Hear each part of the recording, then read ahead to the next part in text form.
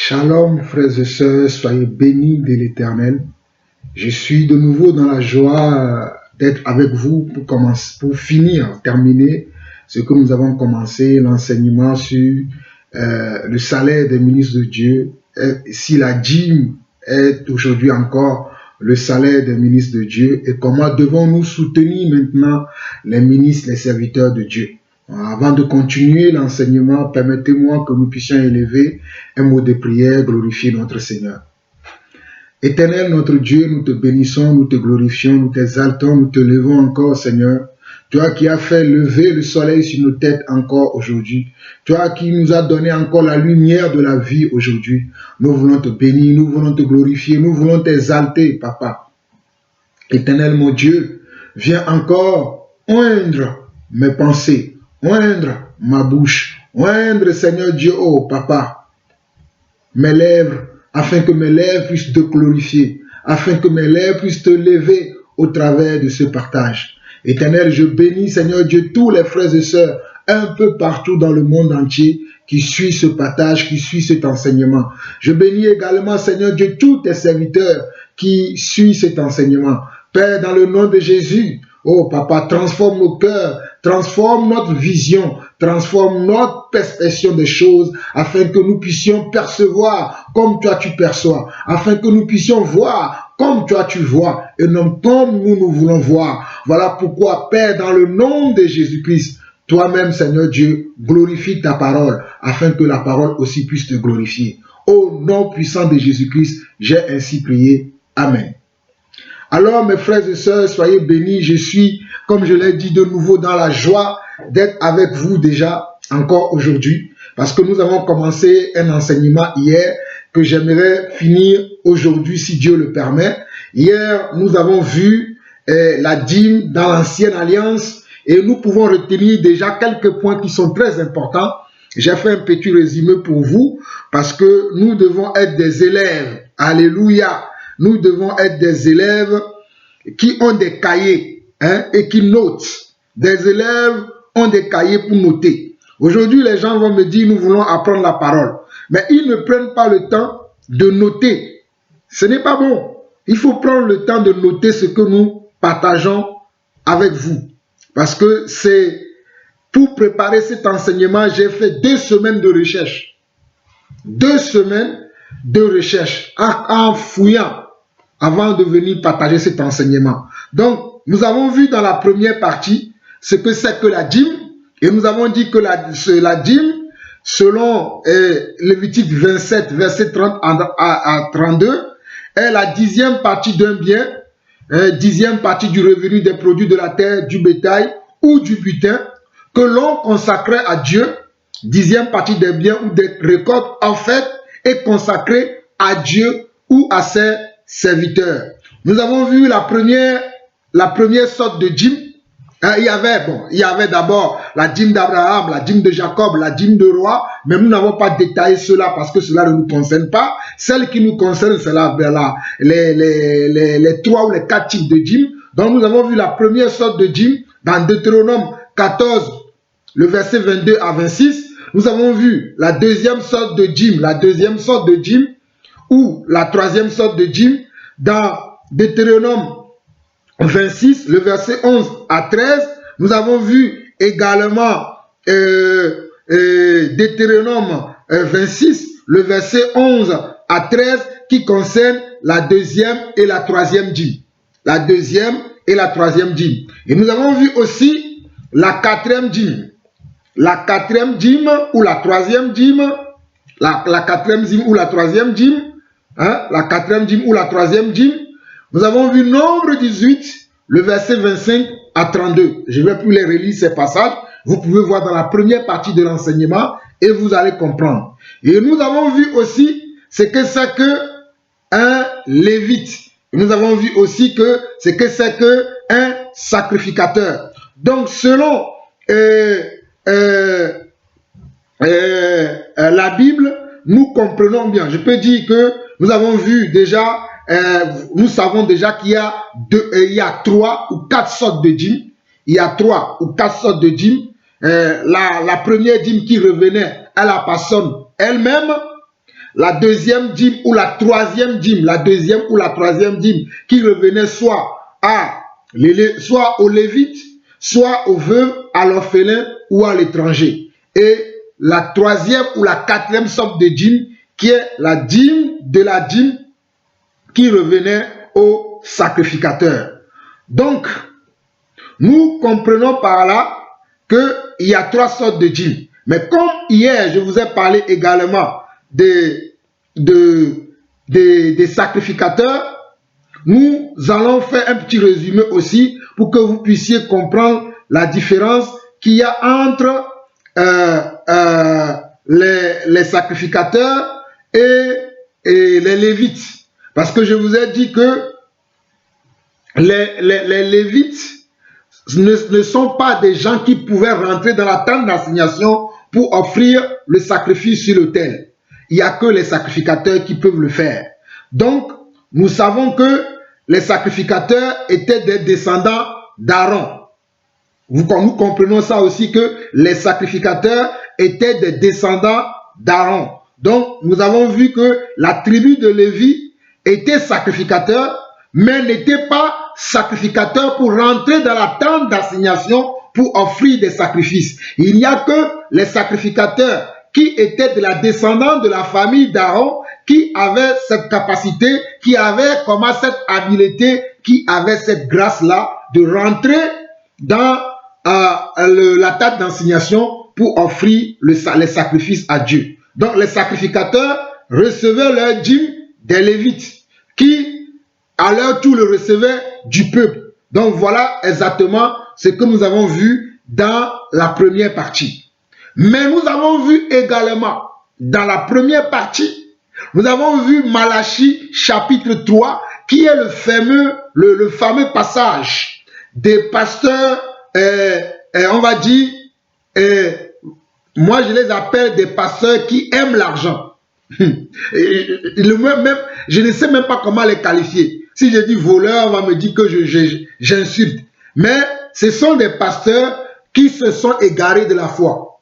Je vais les appeler comme ça. Les pasteurs qui se sont égarés de la foi, ils utilisent beaucoup ce passage-là parce que c'est par ce passage qu'ils imposent à leurs fidèles, aux membres de leur église, de continuer à leur donner de la dîme. Alors que le passage de Malachie 3 ne s'adresse pas au peuple de Dieu, mais s'adressait aux sacrificateurs. Voilà pourquoi vous devez méditer tout le livre de Malachie. Parce que tout le livre de Malachie est un livre de réprimande, de correction que le Seigneur voulait faire à l'égard des sacrificateurs, que le Seigneur a fait à l'égard des sacrificateurs. Donc en aucun moment nous ne pouvons pas baser notre doctrine sur Malachie chapitre 3, parce que Dieu a dit, vous me trompez dans la dîme et dans les offrandes, donc les gens doivent donner la dîme. Il faut lire le contexte, il faut lire à qui ce message était destiné. Et comme je vous l'ai dit, ce message n'était pas destiné au peuple, il était destiné aux sacrificateurs. Donc, qu'on ne vous ment plus, qu'on ne prenne plus Malachie 3 pour vous dire, oui, Malachie 3 dit, vous me trompez dans les dîmes et les offrandes. Malachie 3, 7, verset 7 à 10. Non, dites à ce pasteur-là qu'il lise d'abord Malachie chapitre 1, Malachie chapitre 2, avant de conclure et dire que non, vous me trompez dans les dîmes et dans les offrandes. Malachie ne concernait pas le peuple, il concernait les serviteurs de Dieu, c'est-à-dire les sacrificateurs. Amen.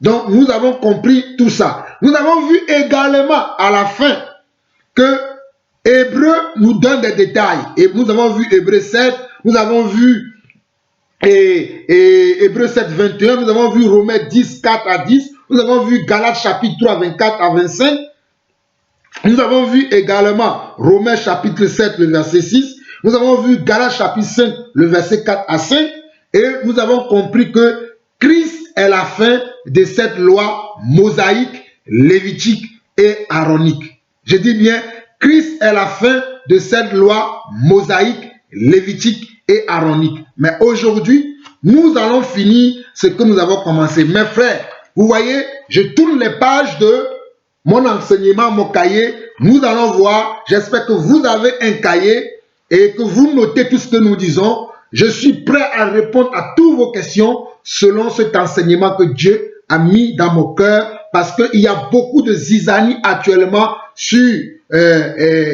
Internet et même dans l'église. Beaucoup sont dans la confusion, mais si vous aimez la parole, à la fin de cet enseignement, vous saurez quoi faire. Amen. Vous saurez quoi faire. Avant de continuer, j'aimerais faire cette petite remarque. Mes frères et sœurs, faisons attention à ceux qui cherchent des révélations derrière tous les mots de la Bible. Je précise encore. Faisons attention à toutes les personnes qui cherchent des révélations derrière tous les mots de la Bible. Tous les mots de la Bible ne comportent pas de révélations derrière. Il y a des mots que le Seigneur a utilisés pour expliquer certaines choses. Il y a des mots que le Seigneur a utilisés dans la doctrine, dans la prophétie, même dans l'Ancien Testament, c'est-à-dire dans l'Ancienne Alliance, qui était l'ombre des choses à venir. Mais cela ne veut pas dire forcément que ce sont des révélations, ou bien qu'il y a des révélations qui sont cachées derrière ces mots et que nous devons chercher à les connaître. Trop de révélations tue la révélation. Je précise encore, trop de révélations tue la révélation.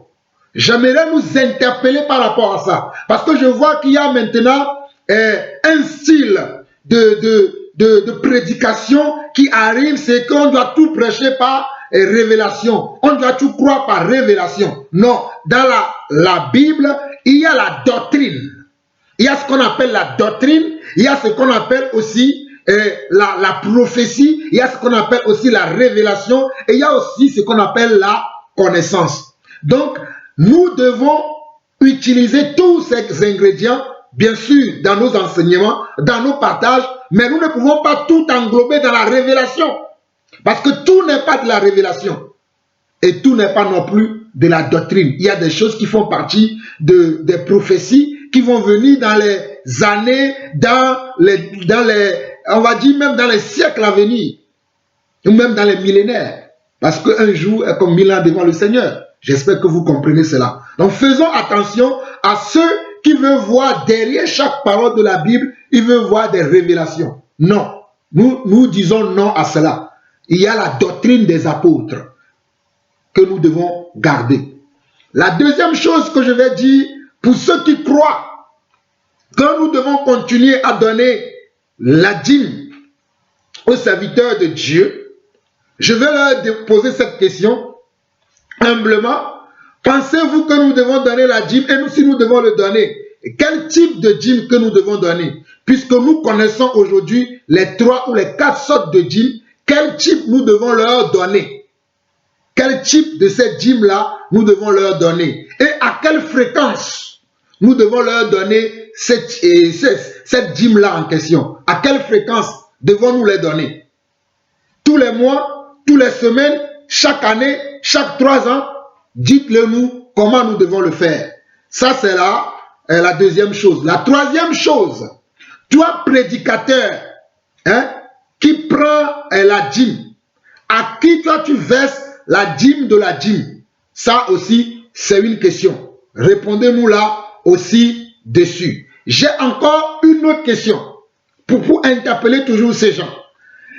Et cette question, imaginez dans une église, comme nous le voyons aujourd'hui, des églises de 1000 personnes, de 2000 personnes, de 3000 personnes, de 3000 membres, 4000 membres, 6000 membres, comme eux-mêmes, ils les comptent.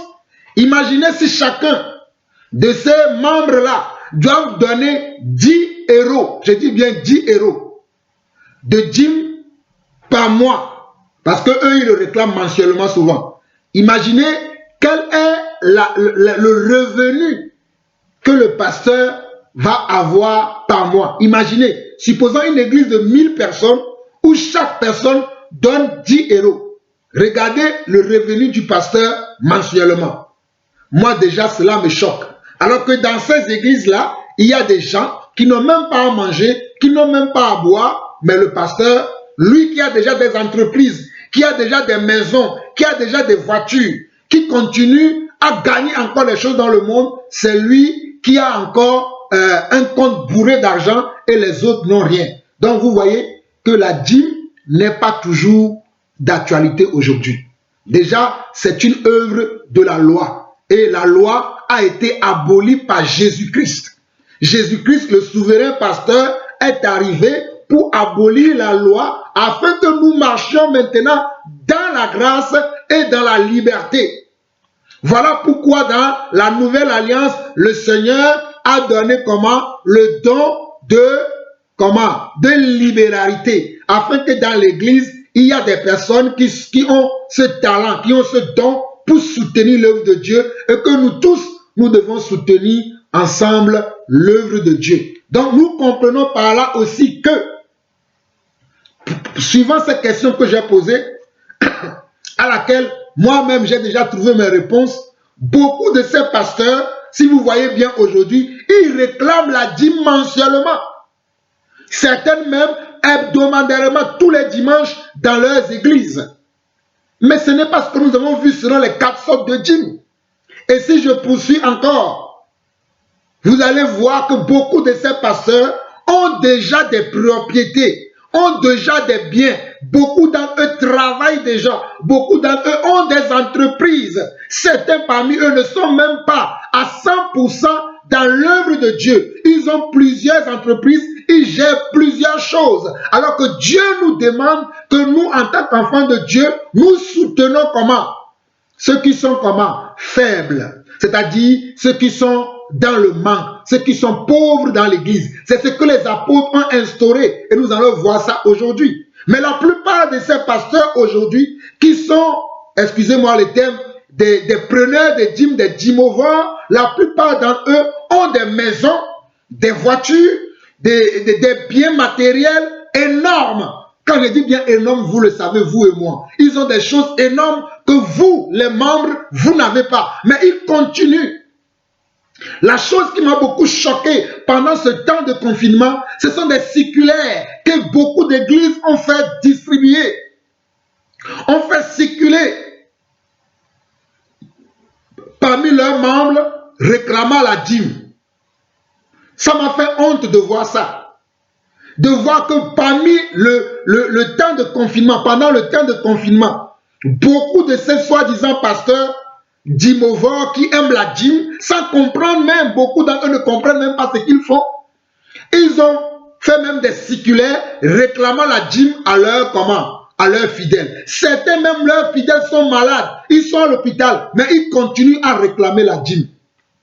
Voilà les preuves que vous-même vous voyez que ces personnes n'ont pas compris la pensée de Dieu. Ils n'ont pas compris la volonté de Dieu. Et je ne vais pas m'apitoyer sur ça, c'est pour juste nous recadrer avant qu'on puisse continuer l'enseignement. Maintenant, nous allons voir aujourd'hui le salaire des sacrificateurs et des lévites ou bien le salaire des serviteurs de Dieu. Nous allons voir le premier passage dans Exode 29, le verset 26 à 28. Exode 29, le verset 26 à 28. Exode 29, le verset 26 à 28. Très rapidement, allons-y. Exode 29, le verset 28 à 26. Exode 29, le verset 28 à 26, qui dit ceci.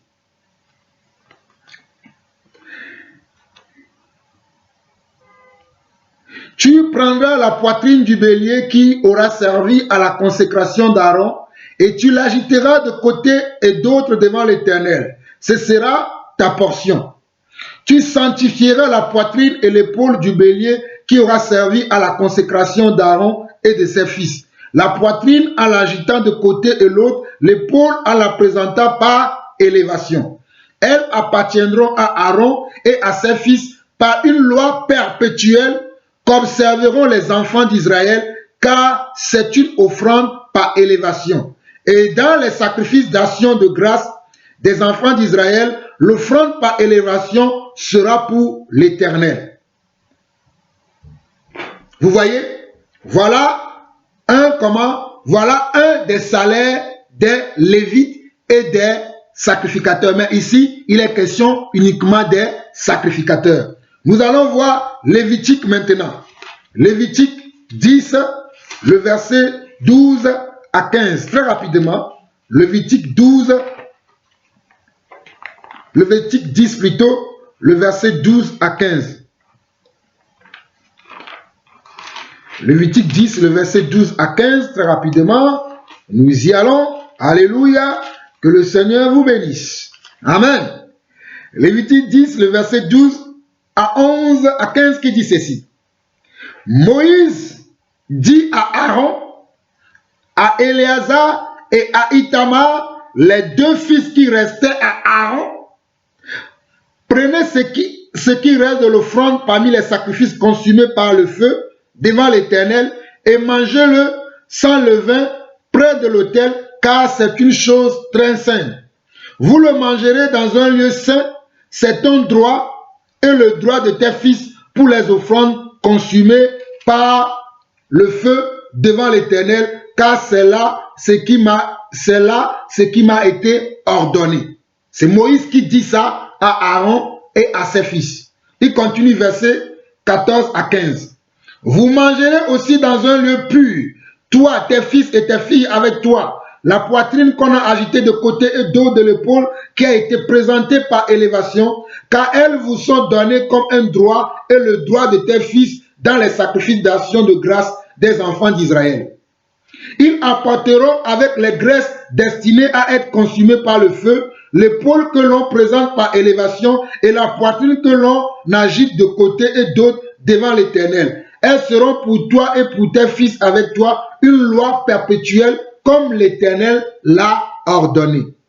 Je sais pourquoi je lis ces passages. L'épaule, les parties, les offrandes là qu'on ramenait, c'est ces parties-là que les sacrificateurs devaient prendre comme nourriture. Ce sont ces choses-là que les sacrificateurs devaient prendre comme nourriture. J'espère que vous me comprenez. Mais mes frères et sœurs, vu que lorsque Jésus-Christ est mort, le voile a été déchiré et maintenant tout le monde a accès à la tente d'assignation, que ce soit les Lévites et le peuple. Nous tous aujourd'hui, nous avons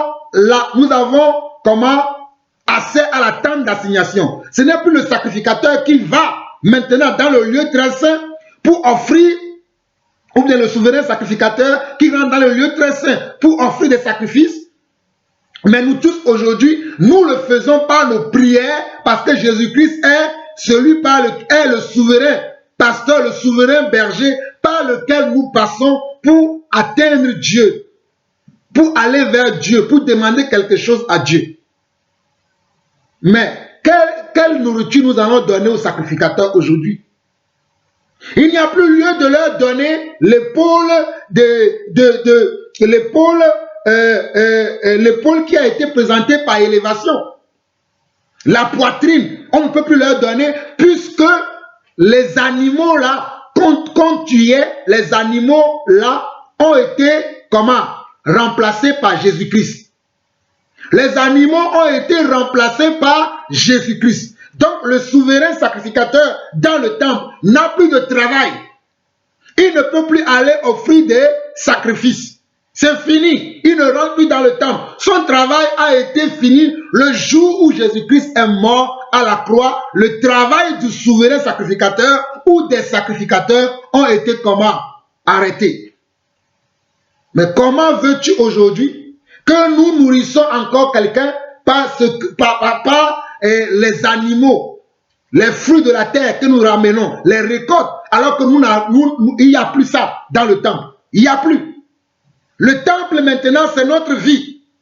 Hey, écoutez-moi très bien. Le temple dans lequel les souverains sacrificateurs travaillaient et les Lévites aussi travaillaient, c'est devenu aujourd'hui notre corps. 1 Corinthiens 3, verset 16.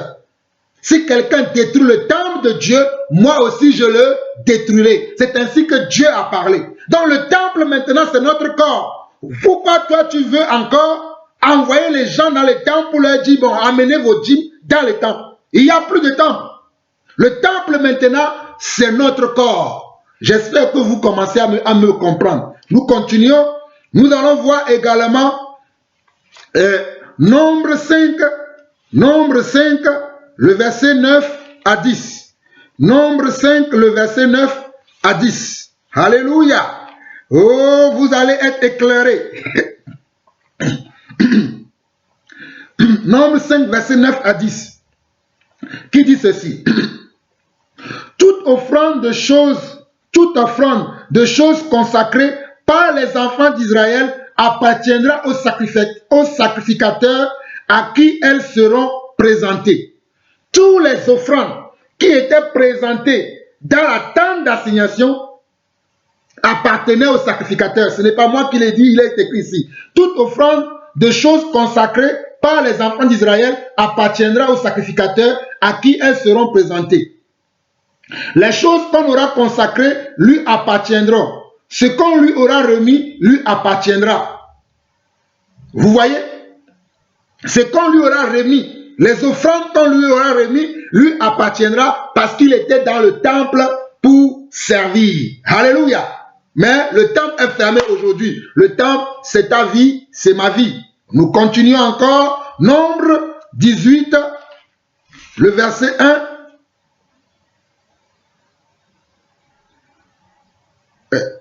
Le verset 21, le verset 21, Nombre 18, le verset 21 au verset 23, et après nous allons lire le verset 31 au verset 32. Regardez, je donne comme possession aux fils de Lévi toute dîme en Israël pour le service qu'ils font, le service de la tente d'assignation. Mais aujourd'hui, y a-t-il encore la tente d'assignation? À mon avis, non. Je continue. Les enfants d'Israël n'approcheront plus de la tente d'assignation de peur qu'ils ne se chargent d'un péché et qu'ils ne meurent. Verset 23. Les Lévites feront le service de la tente d'assignation et ils resteront chargés de leur iniquité. Ils n'auront point de possession au milieu des enfants d'Israël. Ce sera une loi perpétuelle parmi vos descendants. Je donne comme possession aux Lévites les dîmes que les enfants d'Israël présenteront à l'Éternel par élévation. C'est pourquoi je dis à leur égard, ils n'auront point de possession au milieu d'enfants d'Israël. Mais est-ce qu'aujourd'hui, Christ est mort, il n'y a plus de tente, la tente dans laquelle les Lévites travaillaient, ils recevaient les sacrifices pour aller présenter à l'autel, le temple a été dissous par la mort et la résurrection de Yeshua à Mashiach. Le temple a été dissous. Pour que même dans ta maison, lorsque tu pries, Dieu puisse t'exaucer. Pour que même dans la rue, lorsque tu pries, Dieu puisse t'exaucer. Pour que même partout où tu sois, pour que Dieu puisse t'exaucer. Parce qu'avant, il fallait aller directement comment? À Jérusalem. Voilà pourquoi Jésus va dire dans Jean chapitre 4 que l'heure vient que ce ne sera plus sur la montagne qu'on va aller adorer. Ce ne sera plus à Jérusalem qu'on doit monter. Mais l'heure vient où les vrais adorateurs adoreront le Père en esprit et en vérité. Nous adorons le Père aujourd'hui en esprit et en vérité par nos bouches, nos lèvres. Amen. Mais ce n'est plus par les sacrifices humains. Alléluia. Donc la fin de la loi, c'est ça. La fin de la loi de Moïse, c'est ça. Toi, mon frère, qui demande des explications, voilà, nous te donnons l'explication. Nous qui avons reçu le mandat d'être apôtre dans l'église. Ce n'est pas pour rien que dans 1 Corinthiens chapitre 11, le verset 28, Dieu a dit que j'ai établi premièrement dans l'église des apôtres. Et aujourd'hui, je parle en tant qu'apôtre, apôtre de Jésus-Christ, parce que Dieu m'a établi afin que je mette l'ordre dans l'église. Écoutez la parole d'un apôtre. L'ordre dans l'église, c'est nécessaire. Les gens se lèvent du jour au lendemain, ils parlent des choses qu'ils ne maîtrisent pas. Maîtrisez d'abord quelque chose avant d'en parler. C'est très important. Dieu dit dans 1 Corinthiens chapitre 12, allez lire verset 28 jusqu'à verset 30, c'est ce que Dieu dit là-bas. Il a dit qu'il a établi premièrement dans l'église les apôtres, les prophètes, les docteurs, mais premièrement les apôtres. Parce que c'est eux qui donnent la direction de l'église. Ce n'est pas n'importe qui, un apôtre. Je continue. Ça, c'est une petite parenthèse. Donc, au verset 30 à 32, il dit ceci. Tu leur diras, quand vous en aurez prélevé le meilleur, la dîme sera comptée aux Lévites comme le revenu de l'air et comme le revenu de la cuve. Vous la mangerez en un lieu quelconque, vous et votre maison, car c'est votre salaire pour le service que vous faites dans la tente d'assignation. Car c'est le salaire de votre service que vous faites dans la tente d'assignation. Mais aujourd'hui, il n'y a plus de tente d'assignation, car la tente d'assignation est devenue notre vie. Mais comment veux-tu que nous payons les gens, puisqu'il n'y a plus de tente? Il n'y a plus de tente. Et plusieurs raisons nous le prouvent. D'ailleurs, ces Lévites-là, ils n'avaient rien. Ils n'avaient que le temple. Ils vivaient dans le temple d'ailleurs. Ils n'avaient que le temple. Mais nous, les prédicateurs d'aujourd'hui, regardez ma maison. Et beaucoup d'autres ont de grandes maisons, de meilleures maisons, même plus belles que toi, mon frère, tu n'as pas, que toi, ma soeur. Ce n'est pas que nous envions les prédicateurs, mais nous prêchons ce qui est vrai. Si tu as acheté ta maison avec ta propre argent, gloire à Dieu, que Dieu te bénisse. Mais tu ne vas pas obliger les gens à faire quelque chose que Dieu ne te demande pas. Que Dieu ne te demande pas. Dieu ne demande pas que nous allons acheter les maisons aux prédicateurs. Ce n'est pas ce que Dieu demande.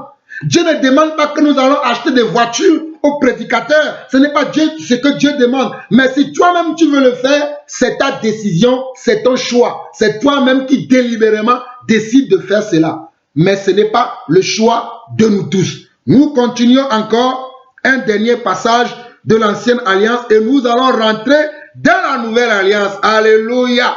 Ézéchiel, nous allons dans Ézéchiel. Ézéchiel, chapitre 44. Ézéchiel, c'est après la lamentation de Jérémie. Ézéchiel, chapitre 44, le verset 27 au verset 30 dit ceci. Alléluia.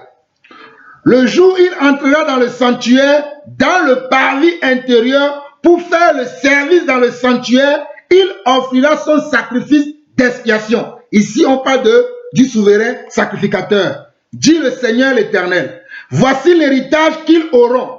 C'est moi qui serai leur héritage. Vous ne leur donnerez point de possession en Israël. Je serai leur possession.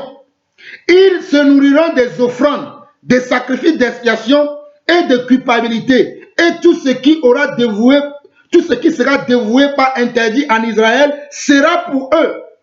Les prémices de tous les fruits et toutes les offrandes que vous présenterez par élévation appartiendront aux sacrificateurs. Vous donnerez aux sacrificateurs les prémices de votre pâte afin que la bénédiction repose sur votre maison. Mais vous voyez ici que tout ce dont on parle, cela a trait à quoi? Cela a trait au temple, à la tente d'assignation. Mais aujourd'hui, y a-t-il encore la tente d'assignation? À mon avis, non. Et vous voulez avoir la preuve? Allons dans Hébreu maintenant. Hébreu, et nous allons commencer maintenant par le Nouveau Testament. Hébreu, chapitre 10. Nous avons vu quelques passages hier. Nous allons commencer aujourd'hui par le chapitre 10. Hébreu, chapitre 10, ceci. Hébreu, chapitre 10, nous lisons par le verset 1 qui dit ceci. En effet, la loi qui possède une ombre des biens à venir et non l'exacte représentation. La Bible, elle est claire. Elle dit que la loi représentait une ombre des choses à venir. Une ombre veut dire tu vois la chose paraître comme ton ombre. Mais ce n'est pas la représentation exacte. Ceux qui n'aiment pas le français, comprendre le bon français est très important. L'exacte représentation des choses ne peut jamais par les mêmes sacrifices qu'on offre perpétuellement chaque année, amener les assistants à la perfection. Autrement, n'aurait-on pas cessé de les offrir, puisque ceux qui rendent ce culte, étant une fois purifiés, n'auraient plus eu aucune conscience de leurs péchés. Mais le souvenir des péchés est renouvelé chaque année par ces sacrifices. Car il est impossible que le sang des taureaux et des boucs ôte les péchés. C'est pourquoi Christ, entrant dans le monde, dit, tu n'as voulu ni sacrifice, ni offrande, Regardez, tu n'as voulu ni sacrifice, ni offrande, mais tu m'as formé un corps. Tu n'as agréé ni holocauste, ni sacrifice pour le péché. Alors j'ai dit, voici je viens, dans le rouleau du livre, il est question de moi. Pour faire, ô Dieu, ta volonté. Après avoir dit d'abord, tu n'as voulu et tu n'as agréé ni sacrifice, ni offrande, ni holocauste, ni sacrifice pour le péché. Ce qu'on offre selon la loi. Ce qu'on offre selon la loi. Souvenez-vous, hier, on a vu Hébreux chapitre 7. Nous avons vu le verset 21 jusqu'au verset 30 même hier. Réalisez-les, vous allez encore comprendre ici. Verset 9, ce qu'on offre selon la loi, il dit ensuite, voici je viens pour faire ta volonté. Il supprime ainsi la première chose pour établir la seconde chose. Il supprime ainsi la première chose pour établir la seconde chose. J'ai dit amen à cette parole. Il supprime la première chose et établit la seconde chose. Et aujourd'hui, je vous parle de la seconde chose. Alléluia, que la gloire soit au Fils de Dieu. Je continue. Verset 10. C'est en vertu de cette volonté que nous sommes sanctifiés par l'offrande du corps de Jésus-Christ une fois pour toutes. Et tandis que tout sacrificateur fait chaque jour le service. Regardez, les sacrificateurs, ils faisaient chaque jour le service et offrent souvent les mêmes sacrifices qui ne peuvent jamais ôter les péchés. C'est pour ce travail-là qu'ils mangeaient après les animaux offerts sur l'autel ou les fruits que les récoltes que leurs frères ramenaient. Mais ce travail a été aboli. L'abolition est ici. Suivez-moi très attentivement. Verset 10. C'est en vertu de cette volonté que nous sommes sanctifiés par l'offrande du corps de Jésus-Christ une fois pour toutes. Et tandis que tout sacrificateur fait chaque jour le service et offre souvent les mêmes sacrifices qui ne peuvent jamais ôter les péchés. Lui, après avoir offert un seul sacrifice pour les péchés, s'est assis pour toujours à la droite de Dieu. Il attend désormais que ses ennemis soient devenus son marchepied. Car par une seule offrande, il a amené à la perfection pour toujours ceux qui sont sanctifiés. C'est ce que le Saint-Esprit nous atteste aussi. Car c'est après avoir dit, voici l'alliance que je ferai avec eux. Après ces jours-là, dit le Seigneur, je mettrai mes lois dans leur cœur. Alléluia. Je mettrai mes lois dans leur cœur. Et je les écrirai dans leur esprit. Souvenez-vous de ce passage de Hébreux 10, verset 16. Je vais revenir là-dessus, c'est très important. Je mettrai mes lois dans leur cœur et je les écrirai dans leur esprit. Et il ajoute, et je ne me souviendrai plus de leurs péchés ni de leurs iniquités. Or, là où il y a pardon de péché, il n'y a plus d'offrande pour le péché. Là où il y a pardon de péché, il n'y a plus d'offrande. Donc, quel est le travail que le sacrificateur va aller faire encore dans le temple? Puisque lui, son travail était d'offrir les victimes expiatoires que le peuple amenait. Mais Jésus a aboli ça. Mais qu'est-ce que le sacrificateur va aller faire encore dans le temple? Il devient chômeur. Vous comprenez? Je continue. Verset 19. Ainsi donc, frères, nous avons au moyen du sang de Jésus une libre entrée dans le sanctuaire. Nous avons au moyen du sang de l'agneau, alléluia. Nous avons au moyen du sang de l'agneau une libre entrée dans le sanctuaire par la route nouvelle et vivante qu'il a inaugurée pour nous au travers du voile. Alléluia. Souvenez-vous que le jour où Jésus mourait, le voile du temple a été déchiré. Allez lire Matthieu 28, vous allez voir ça. Le voile a été déchiré en deux. Il a inauguré par ainsi donc, frères, nous avons au moyen du sang de Jésus une libre entrée dans le sanctuaire par la route nouvelle et vivante qu'il a inaugurée pour nous au travers du voile, c'est-à-dire de sa chair. Et nous avons un souverain sacrificateur établi sur la maison de Dieu. Maintenant, nous avons un souverain sacrificateur établi sur la maison de Dieu. Que nous sommes. Et la maison de Dieu maintenant, ce n'est pas un lieu. Ce n'est pas vos lieux de réunion le dimanche. Ce n'est pas ma maison. Mais c'est mon corps tout entier de la tête jusqu'aux pieds. Verset 22, il dit, approchons-nous donc avec un cœur sincère, dans la plénitude de la foi, les cœurs purifiés d'une mauvaise conscience et le corps lavé d'une eau pure. Je vais m'arrêter là. Voilà la fin du sacerdoce lévitique, aaronique, mosaïque. Hébreux 10 nous le détaille. Amen. J'espère que vous commencez à comprendre pourquoi il ne faut pas s'attacher aux œuvres de la loi. Mais, tout compte fait, j'aimerais préciser ceci, que la loi tout entière, ce n'est pas toutes les lois de l'ancienne alliance qui ont été abolies.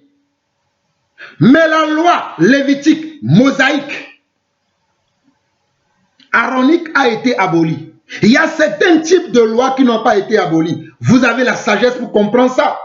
Amen.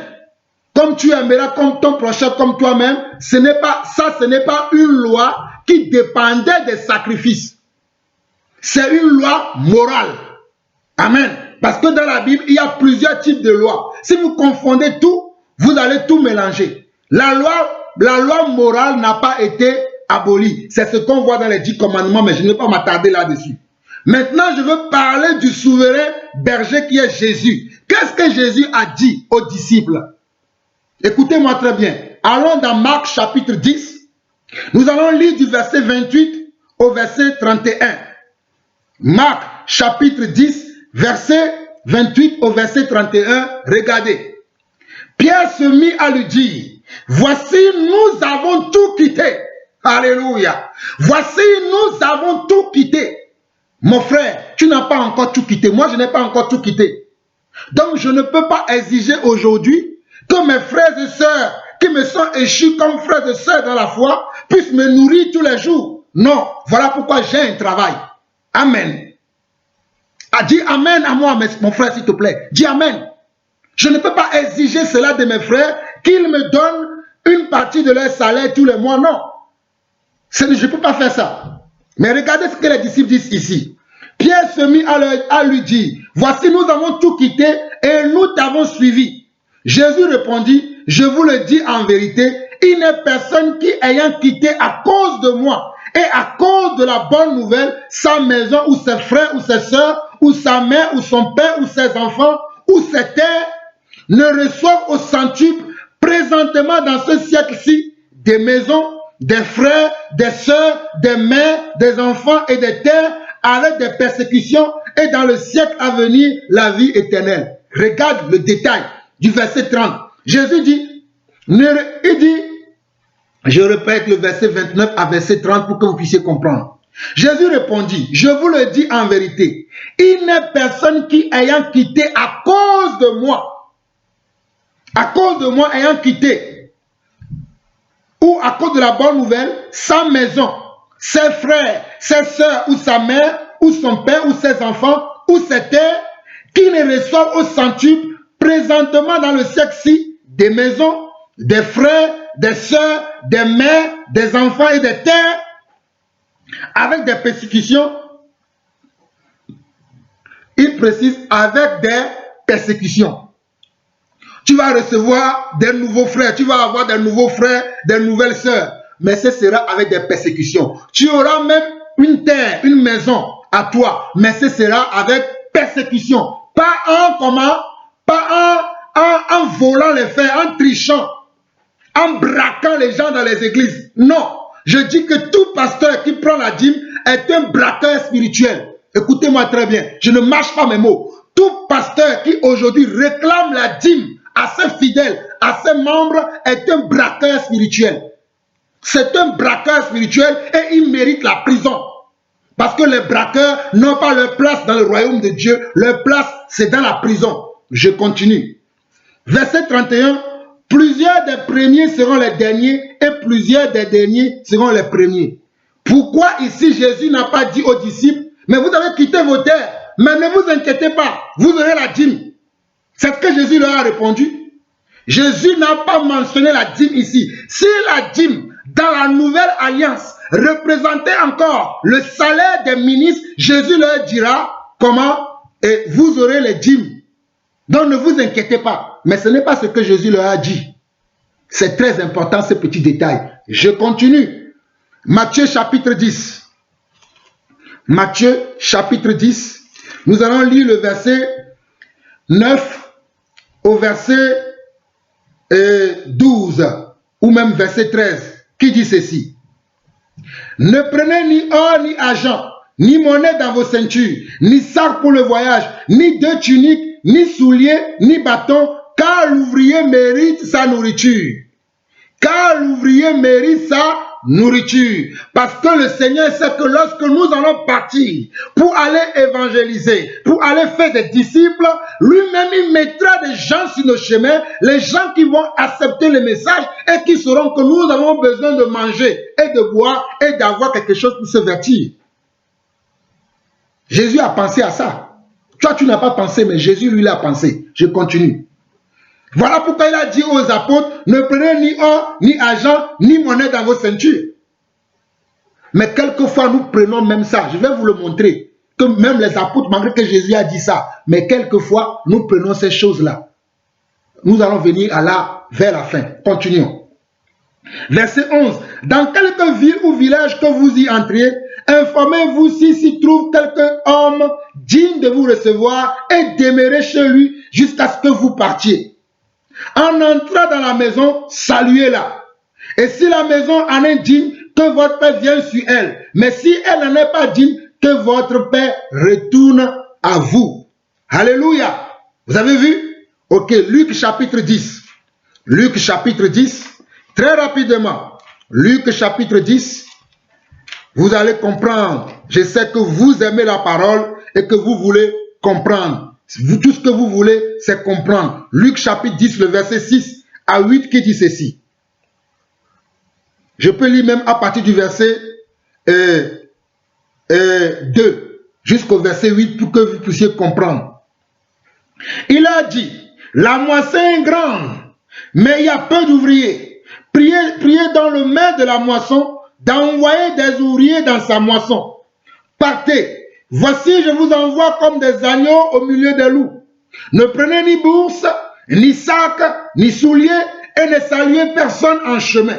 Dans quelque maison que vous y entriez, dites d'abord que la paix soit sur cette maison. Et s'il se trouve là un enfant de paix, votre paix reposera sur lui. Sinon, elle reviendra à vous. Amen.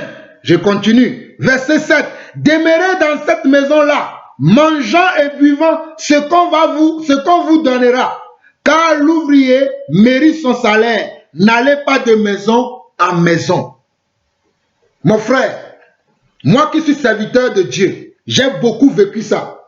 Je vais dans une maison pour exhorter une famille, pour exhorter un frère, pour exhorter une soeur. D'habitude, on me donne toujours à manger. On me donne toujours à boire. Et des fois même, on me donne même de quoi pouvoir acheter mon transport ou même du carburant dans ma voiture. Je vous assure, c'est la vérité. C'est ça que l'on a besoin. On n'a pas besoin de quelque chose d'autre plus que ça. Vous allez prêcher, on va vous donner ce que vous aurez à manger. On va vous donner ce que vous aurez à payer votre carburant. On va vous donner ce que vous avez besoin de payer, peut-être votre transport. Mais pourquoi vous voulez encore autre chose plus que ça? Pourquoi vous voulez autre chose plus que ça? C'est le manger et le boire qui est important. Certains, peut-être quand vous arrivez, ils n'ont pas à manger et à boire. Mais eux-mêmes, ils disent, bon, mon frère, tu as fait un déplacement, tu es venu, tiens, je te donne ça pour la route. Gloire à Dieu. C'est ça ce que Dieu demande. Dieu ne demande pas autre chose. Ne mentons pas. Dieu ne demande pas autre chose. Dieu n'a pas dit, bon, quand vous allez entrer dans la maison, demandez que l'on vous donne la dîme. C'est ce qui est écrit. Allez dire à la famille, bon, comme nous sommes là, nous allons récupérer aussi la dîme avant de partir. C'est ça ce qui est écrit. Vous voyez comment on interprète mal la parole? Ce n'est pas ça ce qui est écrit. Demandez la dîme parce que la dîme est votre salaire. Réclamez ça avant de partir. Ce n'est pas ce qui est écrit dans ma Bible. Ce n'est pas ce que moi je comprends. J'avance encore et cela va être clair. Nous avons vu les passages de l'ancienne alliance. Nous avons vu la fin de la loi. nous sommes maintenant dans la grâce. Et dans la grâce, nous voyons comment Jésus a institué les choses. Allons maintenant dans Actes chapitre 2. Actes chapitre 2.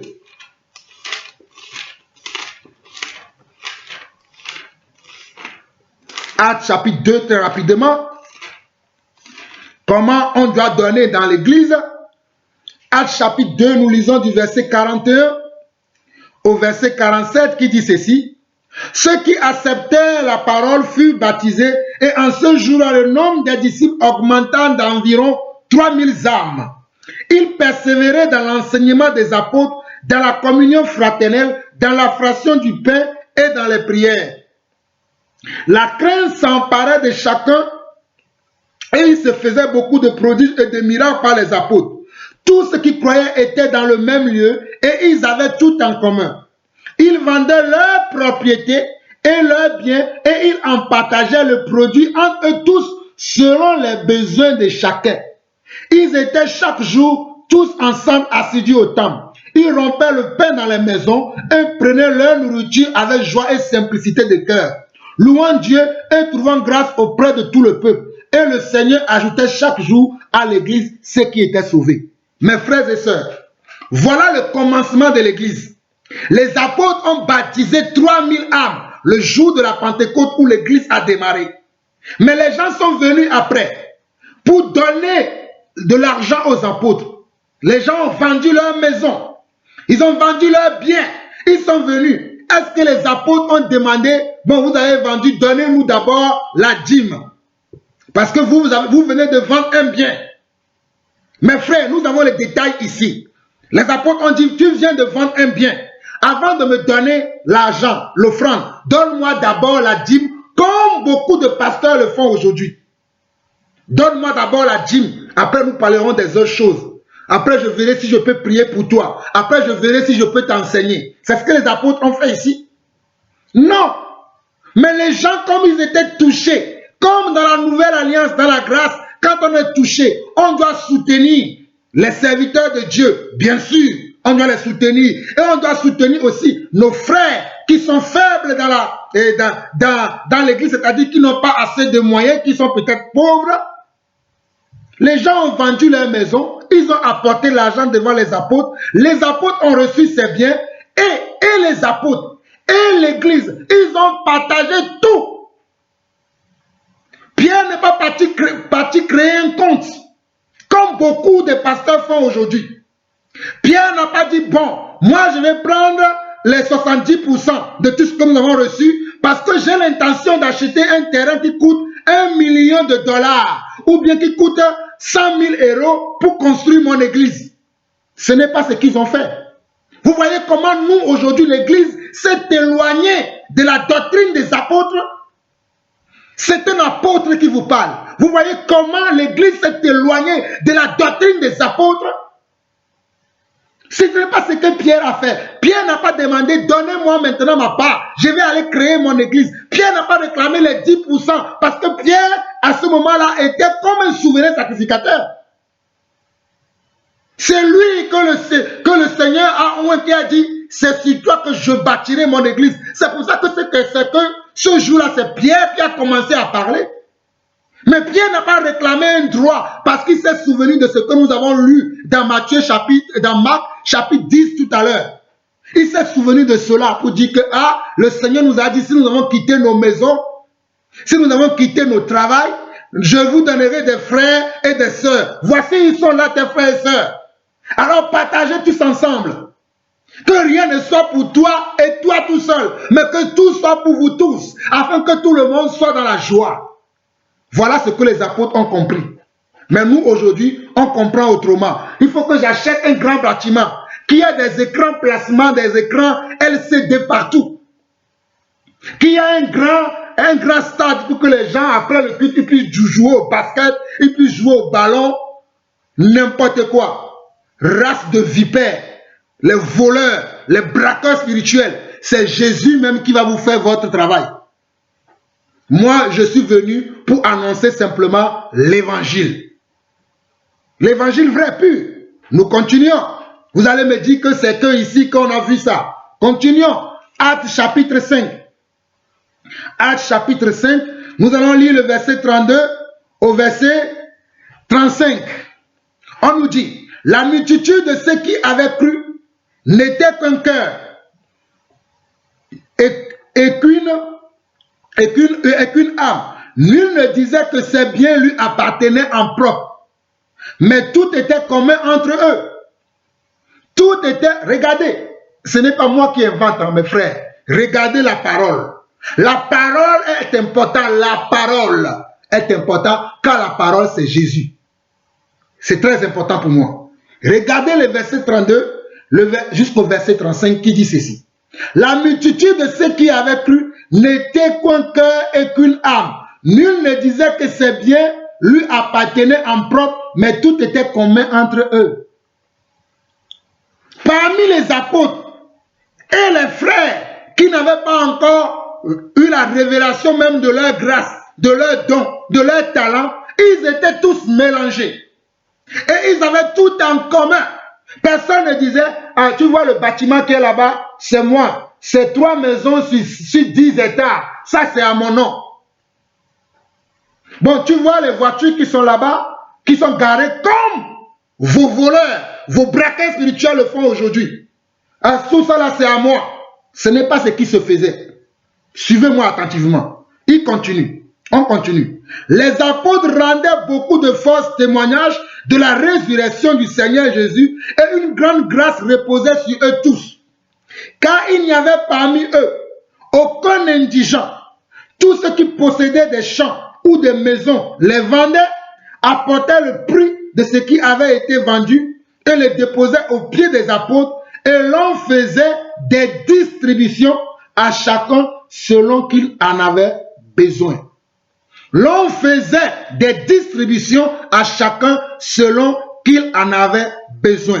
Aujourd'hui, j'ai l'impression que c'est simplement nous, les serviteurs de Dieu, qui avons besoin de soutien. Que le peuple, nos frères et sœurs, qui nous sont ici en partage, eux, ils n'ont pas besoin de soutien. Moi, je vous dis que nous devons soutenir et nos frères, les serviteurs de Dieu, et nous devons soutenir aussi nos frères et sœurs qui sont dans le besoin. Voilà ce qui est clair. Mais voici ce que nous ne pratiquons pas dans nos assemblées. Nous voulons la dîme, nous voulons les offrandes. La dîme qui n'est même plus d'actualité, nous le réclamons. Mais qu'est-ce que nous produisons avec ça? Nous faisons des voyages, nous achetons des choses, nous voulons nous dominer sur nos frères seulement. Mais ce qui est nécessaire, nous ne le faisons pas. Nous ne le faisons pas. Le nécessaire, c'est que je dois aimer mon frère qui vit dans la même assemblée, qui prie dans la même assemblée que moi, mais qui visiblement ne vient au culte tous les dimanches qu'avec la même chaussure, avec les mêmes habits. Peut-être qu'il n'a même pas de logement. Mais moi, je veux simplement la dîme, les offrandes. Et j'oublie celui-là. Comme j'ai vu le circulaire, quand je vous parlais tout à l'heure, le circulaire, lorsqu'il y avait le confinement, j'ai vu des pasteurs, des braqueurs spirituels, qui ont demandé par leur circulaire que les enfants, que les fidèles, leurs membres, continuent à leur envoyer comment la dîme et les offrandes. Ils n'ont rien compris. Ils ne sont pas dans la doctrine des apôtres. Ils sont perdus. Ils ont fait naufrage par rapport à la foi. Et je vous dis, c'est un apôtre qui vous parle. Vous pouvez aller les suivre. Hein? Vous êtes libres. Mais nous serons tous jugés à la fin. Si ce que je vous dis est vrai, si c'est ce qu'eux ils font qui est vrai, nous recevrons tous le salaire, comment, de ce que nous avons fait. Nous passerons tous devant le tribunal de Christ. Dans le chapitre 5 de Actes, ce qui s'est passé avec Anania et Saphira, ce n'est pas parce qu'ils n'ont pas donné leur argent, c'est parce qu'ils ont menti. Ils ont menti au Saint-Esprit et le salaire du péché, qui est la mort, Dieu qui voulait donner un exemple à l'Église pour que l'Église puisse avoir crainte de lui. Aujourd'hui, il n'y a plus de crainte, mais il faut que les choses comme ça se passent encore. Je prie que toi, pasteur, qui demande la dîme, un jour tu seras sur l'estrade, demandant encore de la dîme. Et Dieu va te frapper, tu comprendras. Mais bon, que Dieu te fait grâce. Seigneur, ne leur impute pas ses péchés, parce qu'ils ne connaissent pas, ils ne te connaissent pas. Qu'ils se répandent. Seigneur, s'il te plaît, ne les impute pas ce péché. Nous ne voulons pas la mort du méchant, mais nous voulons que le méchant se répande et qu'il retourne dans le droit chemin. Voilà ce que nous voulons, papa. Parce que nous savons que c'est ce que tu veux. Car toi-même, tu as dit dans ta parole que tu ne désires pas la mort du méchant, mais tu veux que le méchant se répande. Seigneur, je prie pour mes frères, les prédicateurs, ceux qui braquent leurs frères tous les dimanches dans leurs assemblées, ceux qui tordent le sens des Écritures. Oh mon Seigneur et mon Dieu, ouvre-leur leurs yeux, comme tu me l'as ouvert. Moi qui recevais aussi la dîme, lorsque tu m'as appelé au ministère, je recevais aussi la dîme. Mais lorsque tu m'as fait comprendre ces choses, j'ai arrêté, papa. Et je prie pour que mes frères aussi puissent s'arrêter. Vous devez arrêter de prendre la dîme. Dans l'église, ce sont des offrandes volontaires que nous devons faire. Ce sont des offrandes volontaires que nous devons faire. Nous continuons. Nous continuons maintenant. 1 Corinthiens, chapitre 9. 1 Corinthiens, chapitre 9. J'avance. Nous lisons du verset 1 et nous allons nous arrêter au verset 18. Mais je vais beaucoup insister ici parce que par ce passage de la Bible, beaucoup sont dans la confusion, beaucoup tordent le sens des Écritures, beaucoup ne comprennent pas la marche des apôtres, comment les apôtres se sont, ont utilisé leur temps, leur grâce dans l'Église. Nous allons le voir ici et dans d'autres passages. Paul dit ceci: ne suis-je pas libre? Ne suis-je pas apôtre? N'ai-je pas vu Jésus notre Seigneur? N'êtes-vous pas mon œuvre dans le Seigneur? Si pour d'autres je ne suis pas apôtre, je le suis au moins pour vous, car vous êtes le sceau de mon apostolat dans le Seigneur. C'est là ma défense contre ceux qui m'accusent. N'avons-nous pas le droit de manger et de boire? Paul dit: n'avons-nous pas le droit de manger et de boire? Il n'a pas dit: n'avons-nous pas le droit d'avoir un salaire? Il n'a pas dit: n'avons-nous pas le droit d'avoir des maisons? Il a dit: nous n'avons-nous pas le droit d'avoir, de manger ou de boire? Je continue. N'avons-nous pas le droit de mener avec nous une sœur qui soit notre femme comme font les autres apôtres et les frères du Seigneur et Céphas? Ou bien est-ce moi seul et Barnabas? Nous n'avons pas le droit de ne point travailler. Regardez, qui n'avons pas le droit de ne point travailler. Non, en tant que serviteur de Dieu, si tu ne travailles pas, c'est l'Église qui doit pourvoir à tes besoins. Ce n'est pas un salaire que tu dois réclamer. C'est-à-dire l'Église doit pourvoir à tous tes besoins. Si c'est tous les mois qu'il décide de te donner une certaine somme d'argent, cela doit se faire par un collège de décisions d'anciens dans l'Église. Ce n'est pas une imposition personnelle que toi seul tu vas faire, comme la plupart des assemblées le font aujourd'hui. C'est un seul homme qui est à la tête de l'Église et qui impose ce qu'il veut. Il n'y a pas un collège d'anciens, il n'y a pas plutôt un collège d'anciens. Il doit avoir un collège d'anciens. Et dans ce collège d'anciens, on doit déterminer selon le travail que fait l'apôtre, le prophète, l'évangéliste, le pasteur et le docteur, que nous allons lui attribuer tant par mois pour qu'il puisse payer son loyer, payer son transport, nourrir sa femme et ses enfants.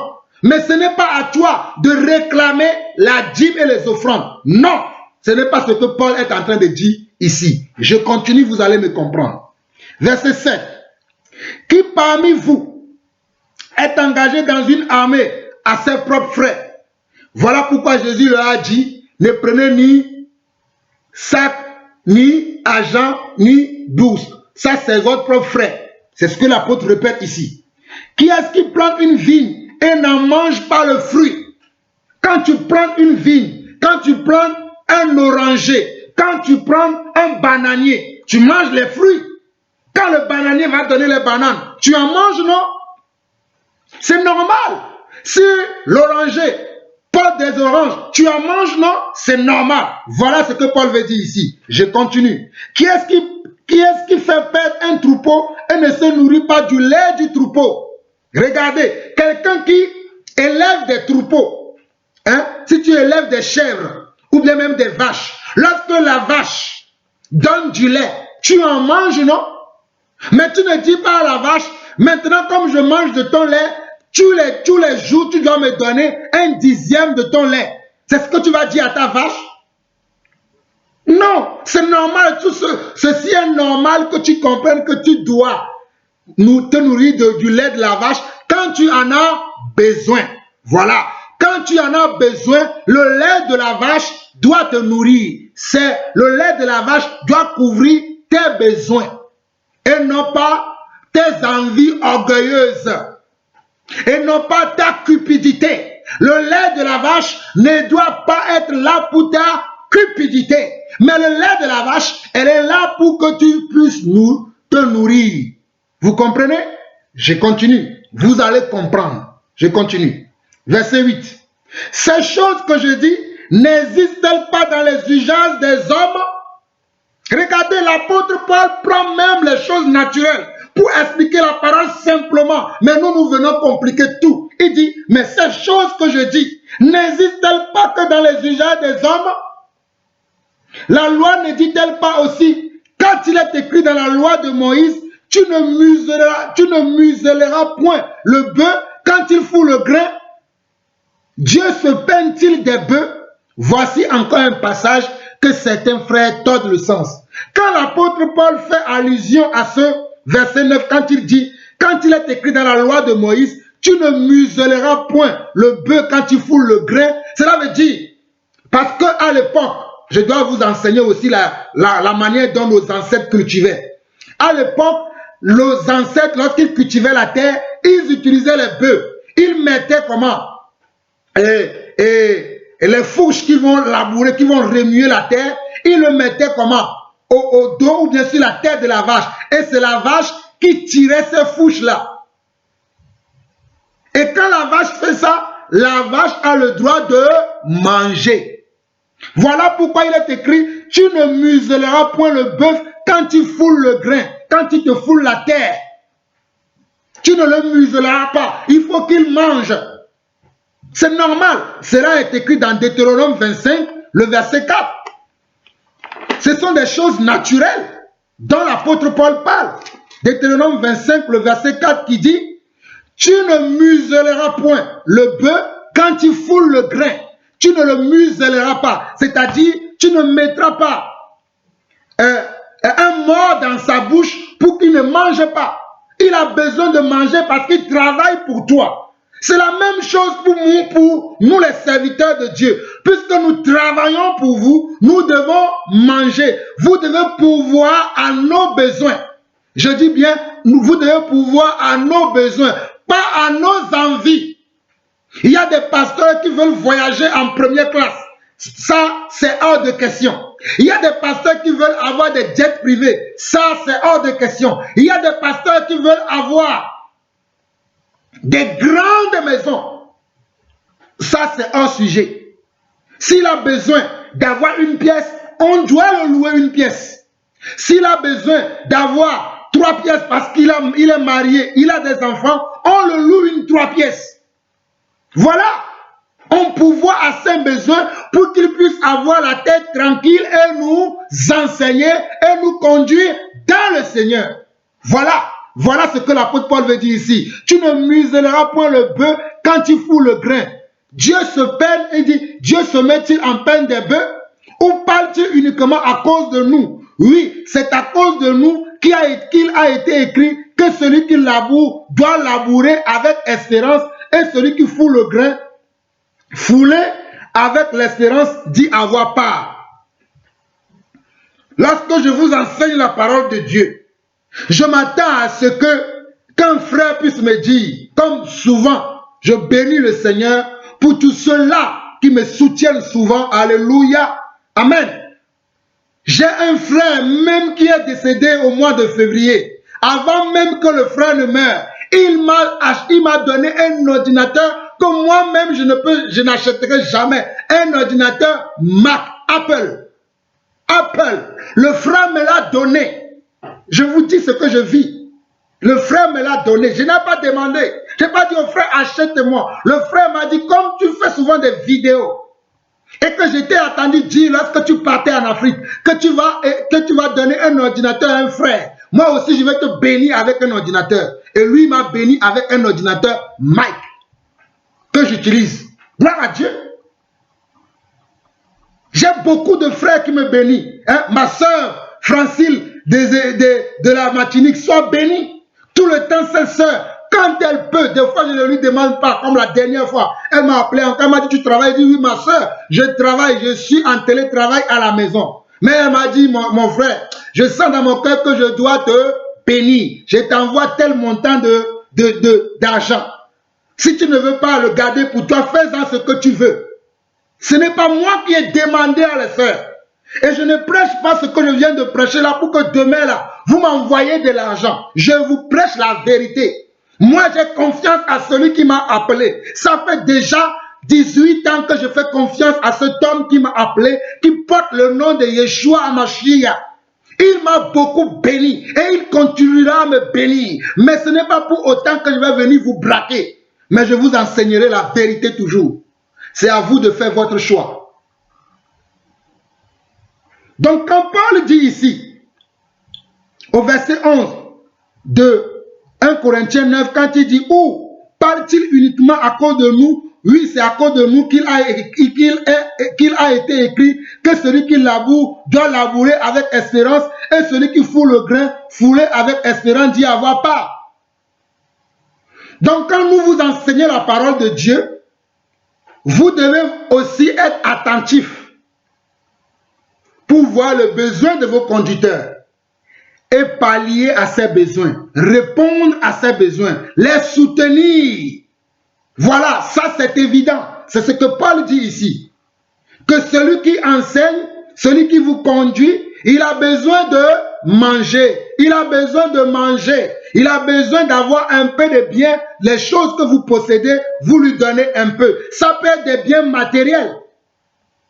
Comme ça peut être des biens, on va dire, ça peut être de l'argent. Selon que la personne se sent lui-même de te soutenir. Et comme je l'ai dit, ce n'est pas simplement nous les serviteurs qu'on doit soutenir, on doit soutenir aussi nos frères et sœurs qui sont ensemble avec nous, mais qui sont dans les besoins. Voilà qui est clair. Nous continuons. Verset 11. Si nous avons semé parmi vous les biens spirituels, est-ce une grosse affaire si nous moissonnons vos biens temporels? Si d'autres jouissent de ce droit sur vous, n'est-ce pas plutôt à nous d'en jouir? Mais nous n'en avons point usé de ce droit. Au contraire, nous souffrons tout afin de ne pas créer d'obstacles à l'évangile de Christ. Regardez ce que Paul dit. Paul dit que normalement, vous les Corinthiens, je vous apporte l'évangile, je vous apporte la sagesse, la connaissance que j'ai. Normalement, vous devez me donner un peu de vos biens pour que je puisse continuer à faire ce travail. Mais je ne le vous réclame pas. Paul dit je ne le réclame pas parce que Paul, ce n'est pas ces biens-là qu'il recherchait. Paul ne prêche pas pour manger. Parce que Paul sait que lorsqu'il prêchera, Dieu lui-même va toucher des gens qui vont le soutenir. Et Dieu a toujours touché des gens.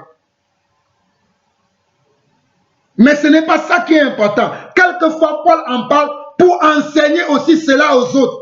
Non pas dans le but de s'enrichir, comme nous voyons les frères le font aujourd'hui, comme nous voyons les faux pasteurs, les braqueurs spirituels le faire aujourd'hui. Je continue. Ne savez-vous pas que ceux qui remplissent les fonctions sacrées sont nourris par le temple, que ceux qui servent à l'autel ont part à l'autel? Paul parle de cet exemple-là pour montrer que dans l'ancienne alliance, quand les sacrificateurs, comme ils étaient dans le temple, les gens amenaient comment?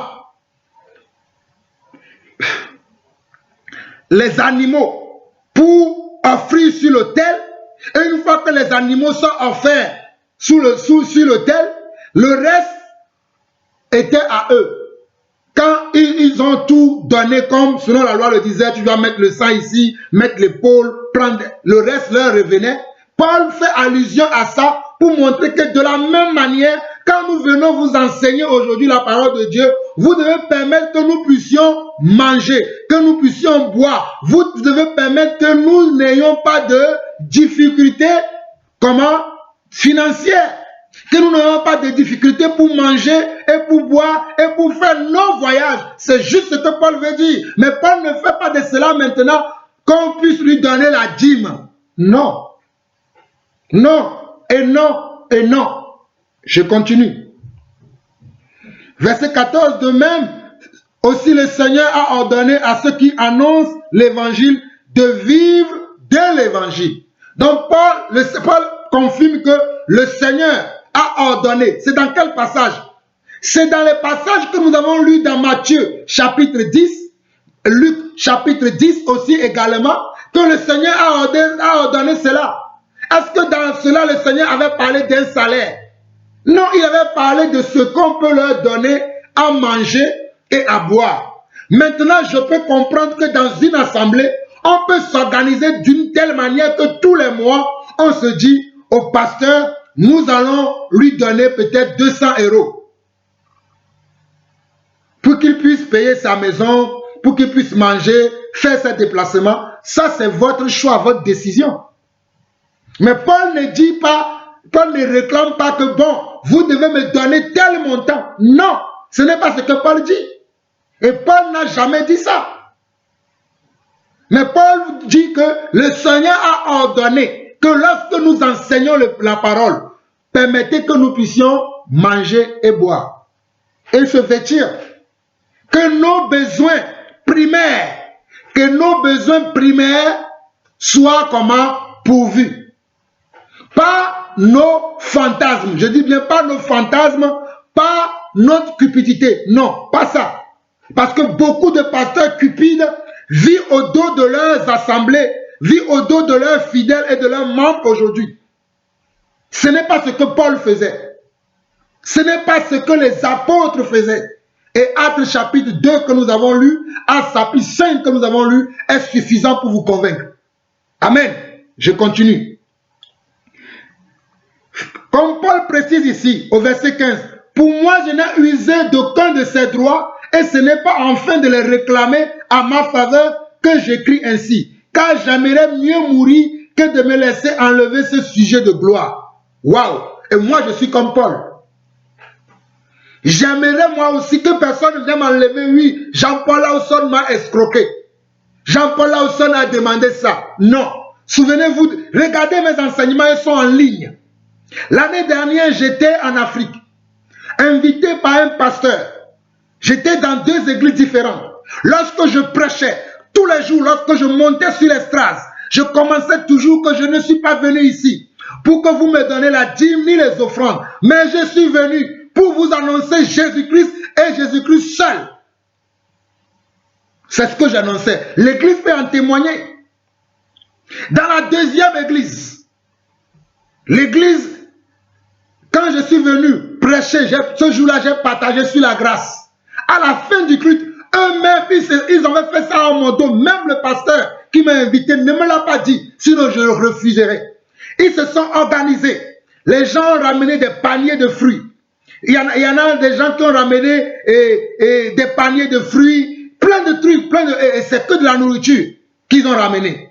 Et le pasteur m'a dit, avant qu'il me donne tous ces fruits, le pasteur m'a dit que nous t'avons entendu dire que tu n'aimes pas qu'on te donne de l'argent et que tu n'es pas venu pour l'argent. Mais comme nous voulons t'honorer, nous voulons te bénir, moi et mon église, voici ce que nous voulons te donner. Et il y avait plein de paniers de fruits.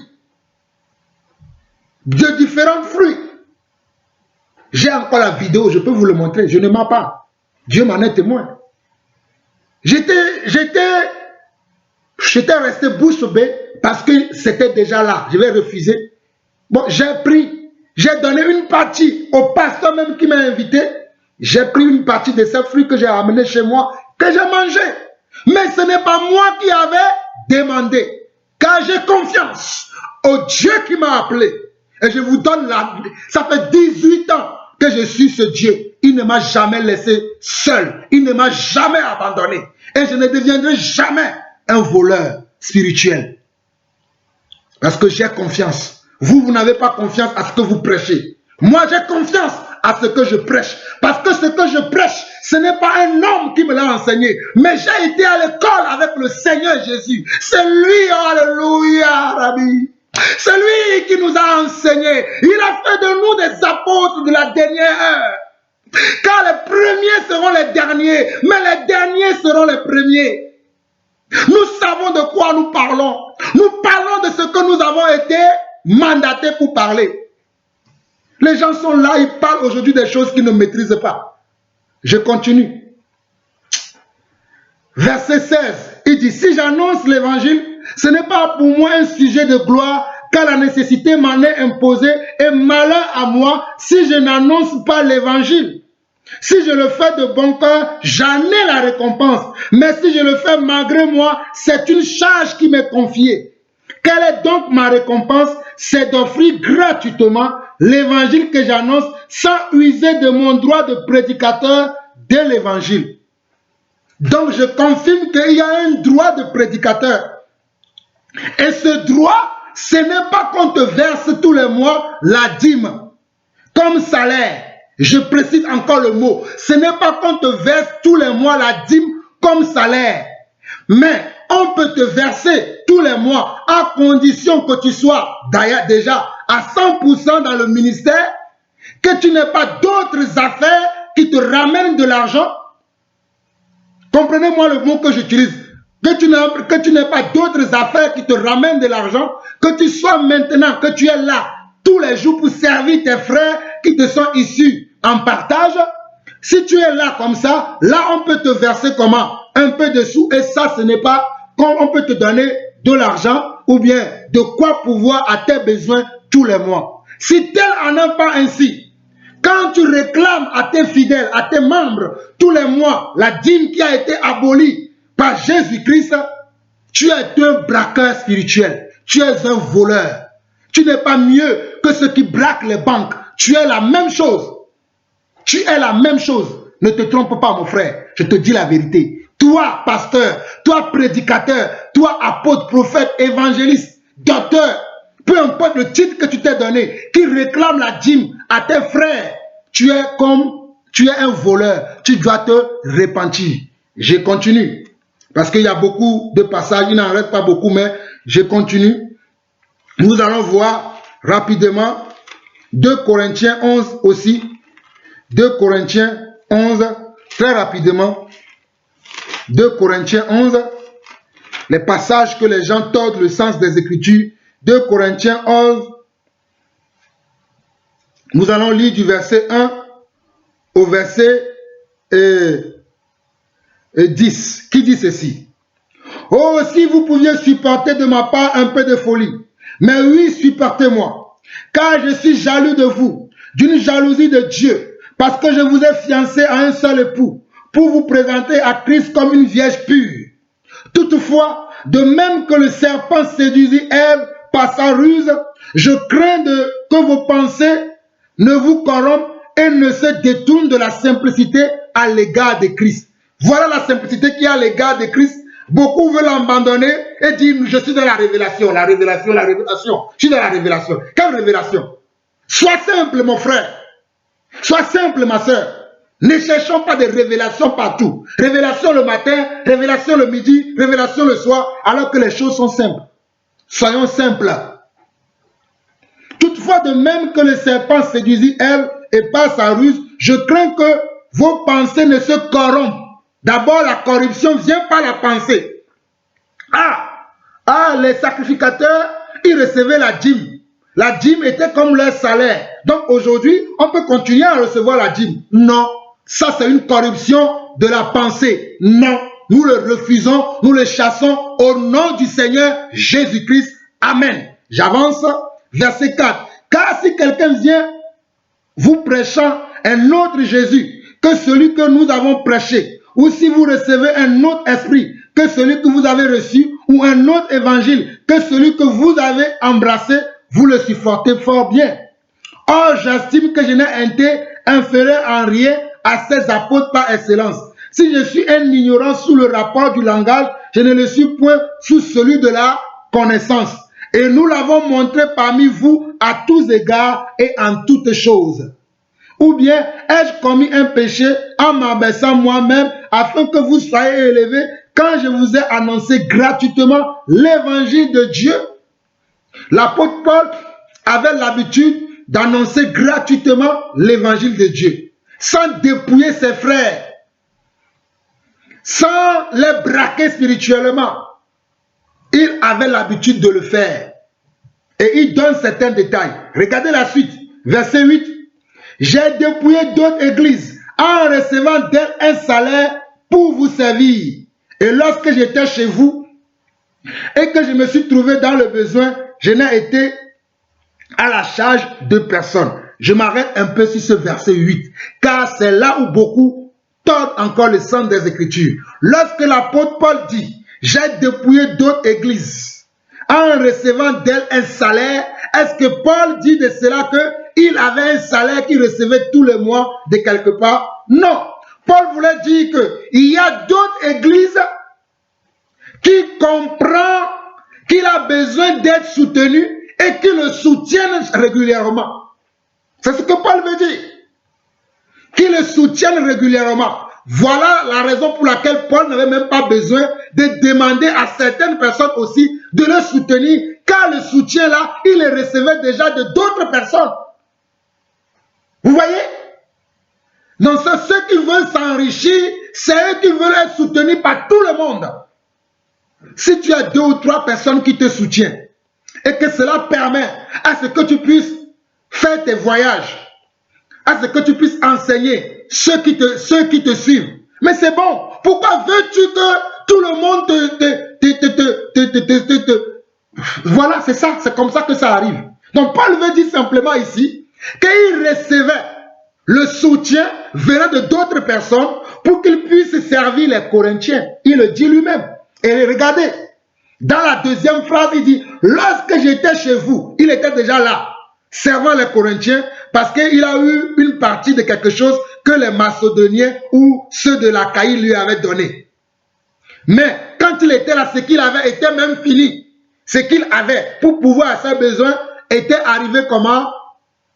À terme, il n'avait plus rien. Il le dit lui-même. Et lorsque j'étais chez vous et que je me suis trouvé dans le besoin, Paul s'est trouvé dans le besoin chez les Corinthiens. Il dit, je n'ai été à la charge de personne.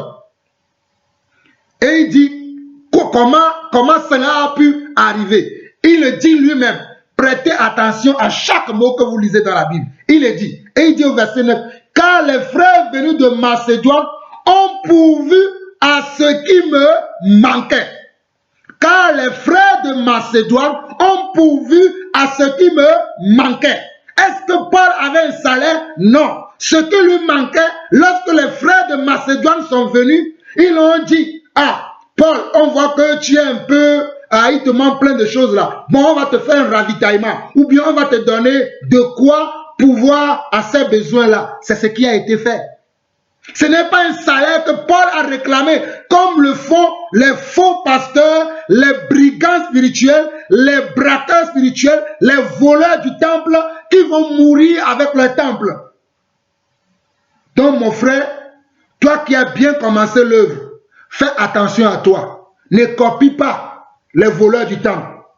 Ne copie pas les voleurs des frères. Reste dans la ligne droite. Reste dans l'évangile pur, l'évangile vrai, et tu verras la gloire de Dieu.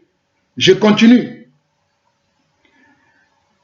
Il dit, car les frères de Macédoine, les frères venus de Macédoine ont pourvu à ce qui me manquait, en toutes choses, et je me suis gardé d'être à votre charge, et je m'en garderai. Verset 10. Par la vérité de Christ qui est en moi, je déclare que ce sujet de gloire ne me sera pas enlevé dans les contrées de l'Achaïe. Pourquoi? Parce que je ne vous aime pas, Dieu le sait, mais j'agis et j'agirai de la sorte pour ôter ce prétexte à ceux qui cherchent un prétexte afin qu'ils soient trouvés tels que nous dans les choses dont ils se glorifient. Et regardez le verset 13. Paul dit, ces hommes-là sont des faux apôtres, des ouvriers trompeurs déguisés en apôtres de Christ. Paul précise dans la suite que ceux-là qui veulent chercher des prétextes, qui veulent croire que nous prêchons aussi pour notre vente, alors que nous ne prêchons pas pour le vendre. Nous prêchons pour que vous puissiez comment grandir spirituellement. Moi, je ne prêche pas pour mon ventre, car mon ventre, le Seigneur, oh alléluia, selon Matthieu chapitre 6, le verset 31, il me soutient tout le temps. Alléluia. Et je bénis tous les frères aussi qui volontairement, quelquefois, me soutiennent. Que le Seigneur vous bénisse. Je profite de cette occasion pour saluer ma sœur Erta, qui a beaucoup semé dans mon ministère. La sœur Francine, Hélène, Muriel, la sœur Sandra, le frère Patrick. Oh, et il y en a un frère qui est mort, je ne peux plus le citer, le frère Séraphin de l'Allemagne. La sœur Francine de la Martinique. La sœur Julienne, maman Julienne, ceux qui m'ont toujours soutenu. Je ne vous oublierai jamais parce que je reconnais que vous reconnaissez en moi que je suis un serviteur digne de recevoir les offrandes et vous me donnez des offrandes quand vous pouvez. Que Dieu vous bénisse pour cela. Mais je n'ai jamais dit à ces frères dont je viens de citer les noms que eux-mêmes ils peuvent vous le dire. Je ne les ai jamais demandé quoi que ce soit. Rien, jamais. Je profite pour saluer aussi la sœur Claire. Je ne demande jamais rien aux gens, c'est les gens qui me donnent volontairement. Parce que je fais confiance à celui qui m'a appelé. Voilà la vérité. C'est l'apôtre que je suis. Je continue. Ces hommes-là qui cherchent des prétextes, ce sont des faux apôtres, des ouvriers trompeurs, déguisés en apôtres de Christ. Et cela n'est pas étonnant, puisque Satan lui-même se déguise en âge de lumière. Nous allons voir également, très rapidement, 2 Corinthiens chapitre 13, 2 Corinthiens chapitre 13, nous allons voir, et 2 Corinthiens chapitre 12, 2 Corinthiens chapitre 12, très rapidement, nous allons lire du verset 11 au verset 18, très rapidement, qui dit ceci. J'ai été insensé, vous m'y avez contraint. C'est par vous que je devais être recommandé, car je n'ai été inférieur en rien aux autres apôtres par excellence, quoique je ne sois rien. Les preuves de mon apostolat ont éclaté au milieu de vous par une patience à toute épreuve, par des signes, des prodiges et des miracles. En quoi avons-nous été traités moins favorablement que les autres églises? Sinon, c'est que je n'ai point été à votre charge. Pardonnez-moi ce tort. Voici pour la 13e fois, je suis prêt à aller chez vous et je ne serai point à votre charge, car ce ne sont pas vos biens que je cherche, c'est vous-même. Ce n'est pas en effet aux enfants à amasser pour leurs parents, mais aux parents pour leurs enfants. Voilà ce que moi je veux pratiquer. Je veux tellement bénir tous mes frères et sœurs. Je prie que Dieu me donne tout ce qu'il faut pour qu'à chaque fois j'ai de quoi pouvoir à mes propres besoins, mais aux besoins de mes frères aussi. Dieu m'en est témoin que c'est ça mon désir tout le temps. Je continue, verset 15 jusqu'au verset 18 où je vais m'arrêter ici. Pour moi, je ferai très volontiers des dépenses et je me dépenserai moi-même pour vos âmes. En vous aimant davantage, serai-je moins aimé de vous? Soit je n'ai point été à votre charge, mais un homme astucieux, je vous ai pris par ruse. Ai-je tiré du profit de vous par quelqu'un de ceux que je vous ai envoyés? J'ai engagé Tite à aller chez vous et avec lui, j'ai envoyé le frère. Est-ce que Tite a exigé quelque chose de vous? N'avons-nous pas marché dans le même esprit, sur les mêmes traces? Vous voyez, l'apôtre Paul, qui est un modèle parfait pour moi, à part Jésus-Christ, le modèle que j'aime encore suivre, c'est l'apôtre Paul et l'apôtre Jean, parce que mon nom est Jean-Paul. Alléluia. Je vais avoir une partie de Paul, une partie de Jean. Ça, c'est moi personnellement, ça n'a rien à voir avec la parole, mais c'est mon ambition. Mais je continue. Maintenant, l'apôtre Paul dit, est-ce que quand je vous ai envoyé Tite, vous les Corinthiens, quand Tite est venu, est-ce qu'il a lui aussi réclamé quelque chose à lui? Parce qu'il a été comme son père qu'il a enseigné. Son papa spirituel, c'était Paul. Donc Paul lui a dit, quand tu vas aller chez les Corinthiens, assure-toi, prends tout ce que tu auras besoin. Ne demande rien à ces gens-là, parce que nous voulons qu'ils grandissent. C'est ce que nous aussi nous voulons. Nous voulons que vous grandissez. Mais comprenez quelque chose. Ce n'est pas parce que l'apôtre Paul Ne réclame pas le manger et le boire, c'est-à-dire de quoi pouvoir ou satisfaire ses besoins, que tous les pasteurs sont obligés de ne rien recevoir pour satisfaire leurs besoins. Je l'ai dit précédemment que si vous avez un homme de Dieu qui vous sert, qui vous enseigne, vous devez vous mettre ensemble. Qu'ici un collège d'anciens, même s'il n'y a pas un collège d'anciens, vous devez vous organiser pour pouvoir subvenir aux besoins de ce dernier afin que ce dernier ne soit pas dans le manque. Et pour aller plus loin, ce n'est pas simplement votre pasteur qui doit être soutenu, mais les frères et sœurs également qui sont autour de vous, dans votre communauté, dans votre assemblée, dans votre paroisse. Vous devez prendre soin de chacun. Alléluia. Amen. Soyez bénis. Je crois que vous comprenez les choses. Nous allons aller maintenant à Galates chapitre 6. C'est tous les passages que souvent ces pasteurs prennent pour vous braquer spirituellement que je prends. Galates chapitre 6, nous allons lire le verset 6 qui dit que celui à qui l'on enseigne la parole fasse part de tous ses biens à celui qui l'enseigne. Dans le verset origine, ce n'est pas comme ça que cela est écrit. Vous savez que les traditions, c'est tellement différent. Mais je ne vais pas trop tergiverser. Je veux dire par là que ici, il est question aussi que nous partageons ce que nous avons comme revenu, comme bien avec celui qui nous enseigne, mais selon notre propre volonté. Pas que le pasteur nous exige ça. Non, il ne doit pas nous exiger qu'à la fin du mois, tu dois me donner 10% de ton salaire parce que c'est ce qui se faisait dans l'ancienne alliance. C'est faux, ce n'est pas ça. Tu dois lui donner en fonction de ses besoins, comme cela est écrit dans Actes chapitre 2, le verset 41 à 47, et Actes chapitre 5, le verset 32 à 35. Voilà ce que nous pratiquons, la doctrine des apôtres, pas autre chose. J'avance maintenant encore dans 2 Corinthiens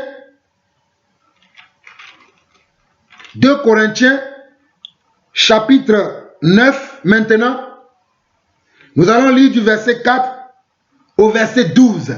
Et c'est là où nous allons voir que dans l'église aujourd'hui, selon le Seigneur Jésus, nous devons donner librement comme les apôtres l'ont dit. Alléluia. Nous le voyons ici. Dans 2 Corinthiens 9, verset 4 à 12, il est écrit: je ne voudrais pas, si les Macédoniens m'accompagnent et ne vous trouvent pas prêts, que cette assurance tourne à votre confusion, pour ne pas dire à la vôtre. J'ai donc jugé nécessaire d'inviter les frères à se rendre auparavant chez vous et à s'occuper de votre libéralité déjà promise, afin qu'elle soit prête, de manière à être une libéralité et non une avarice. Vous voyez, et non un acte d'avarice. Aujourd'hui, nous avons des pasteurs avares. Nous avons des pastrices avares aussi. Alors qu'il n'y a même pas la femme qui doit prêcher. Mais nous voyons des femmes, des pasteurs avares qui demandent la dîme à leurs fidèles. Alors qu'ils ont un salaire déjà. Ils ont des revenus. Beaucoup de ces pasteurs ont des entreprises. Je ne dis pas ce que je n'ai pas vu. Je dis ce que j'ai vécu. Parce que vous qui me connaissez, j'étais parmi ces gens. Lorsque Dieu m'a sorti de là, comme Paul était parmi les sacrificateurs. Il persécutait l'église et Dieu l'a sorti de là afin qu'il ouvre les yeux maintenant à ses frères. J'étais parmi vous, réclamant moi aussi la dîme, mais Dieu m'a sorti de là. La dîme est un acte d'avarice. Arrêtez cela, car les avares n'hériteront pas le royaume de Dieu. L'avarice est un péché. Je continue. Verset 6, il dit: sachez-le, celui qui sème peu, moissonnera peu. Et celui qui sème abondamment, moissonnera abondamment. Verset 7. Regardez bien 2 Corinthiens 9, verset 7. Que chacun donne comme il a résolu en son cœur, sans tristesse ni contrainte, car Dieu aime celui qui donne avec joie. Que chacun donne comme il a résolu dans son cœur.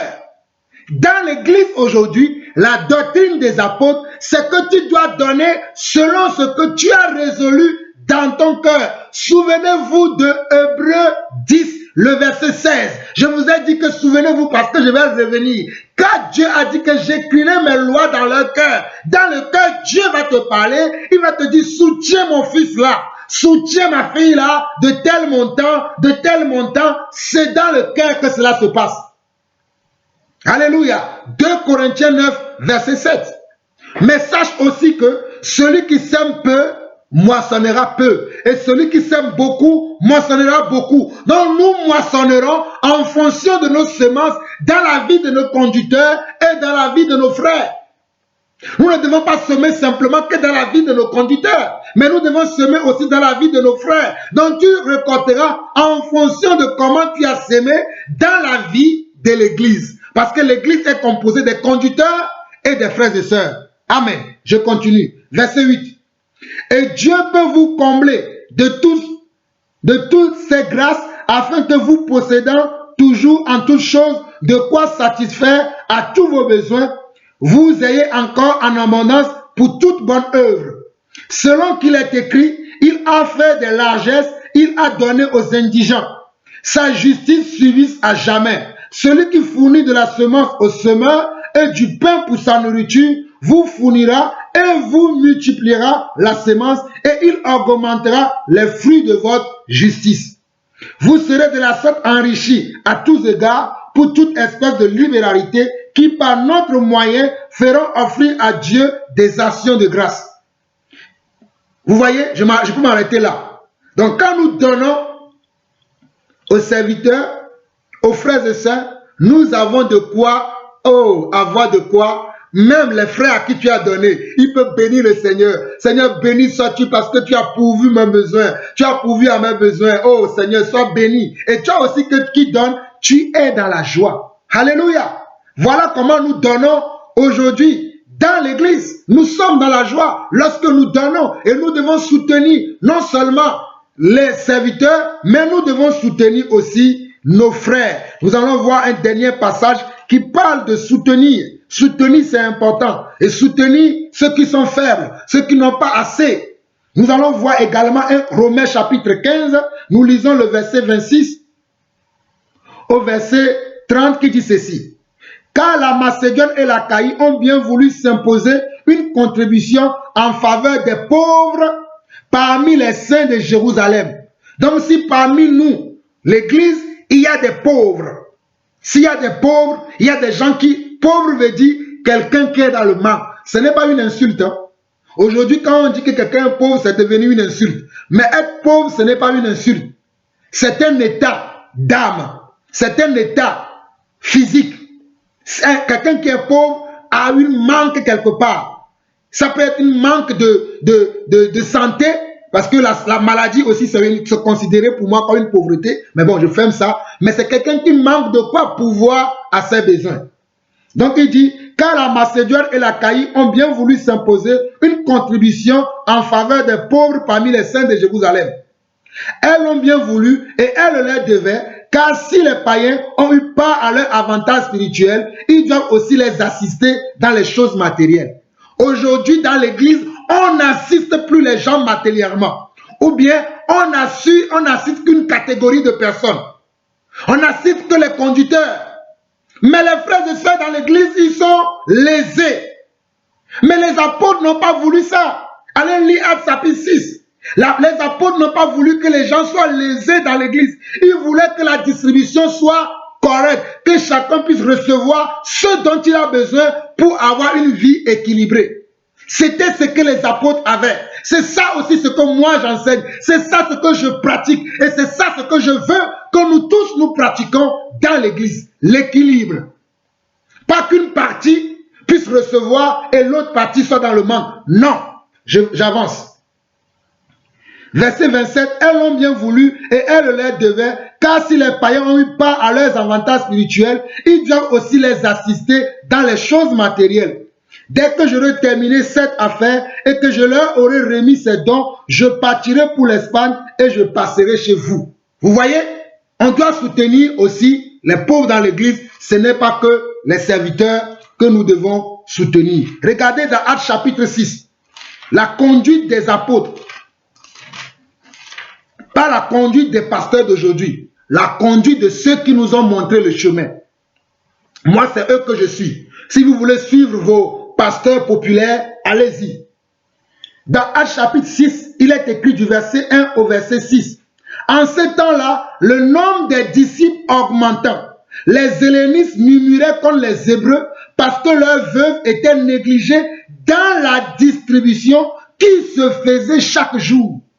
Regardez, dans l'église, il y avait une distribution de matériel, de nourriture, de quoi pouvoir aux besoins qui se faisait chaque jour parce que l'église a commencé à grandir. Allez voir dans tous les grandes églises aujourd'hui s'il y a ces pratiques-là. Il n'y en a pas. Moi, j'ai fait l'expérience, il n'y en a pas. Je continue. Verset 2. Les 12 convoquèrent la multitude des disciples et dit, il n'est pas convenable que nous laissions la parole de Dieu pour servir aux tables. Voilà le rôle des Lévites, qu'on appelle les diacres aujourd'hui. Je vous ai dit dans la première partie que les diacres étaient considérés comme des Lévites parce qu'ils aidaient les apôtres dans leur travail. Voilà là où c'est sorti. C'est à partir de cet instant que les apôtres ont pensé aux diacres dans l'église. Ça n'existait pas avant. Je continue. Verset 3. C'est pourquoi, frères, choisissez parmi vous 7 hommes de qui l'on rende un bon témoignage, qui soient pleins d'Esprit Saint et de sagesse, et que nous chargerons de cet emploi. Et nous continuerons à nous appliquer à la prière et au ministère de la parole. Donc nous allons continuer à vous enseigner et à prier pour vous, mais c'est d'autres personnes qui vont s'occuper de distribuer les vivres, les matériels aux gens qui sont dans le besoin. Verset 5, cette proposition plut à toute l'assemblée. Il élut Étienne, homme plein de foi et d'Esprit Saint, Philippe, Proconor, Nicanor, Timon, Parménas et Nicolas, prosélytes d'Antioche.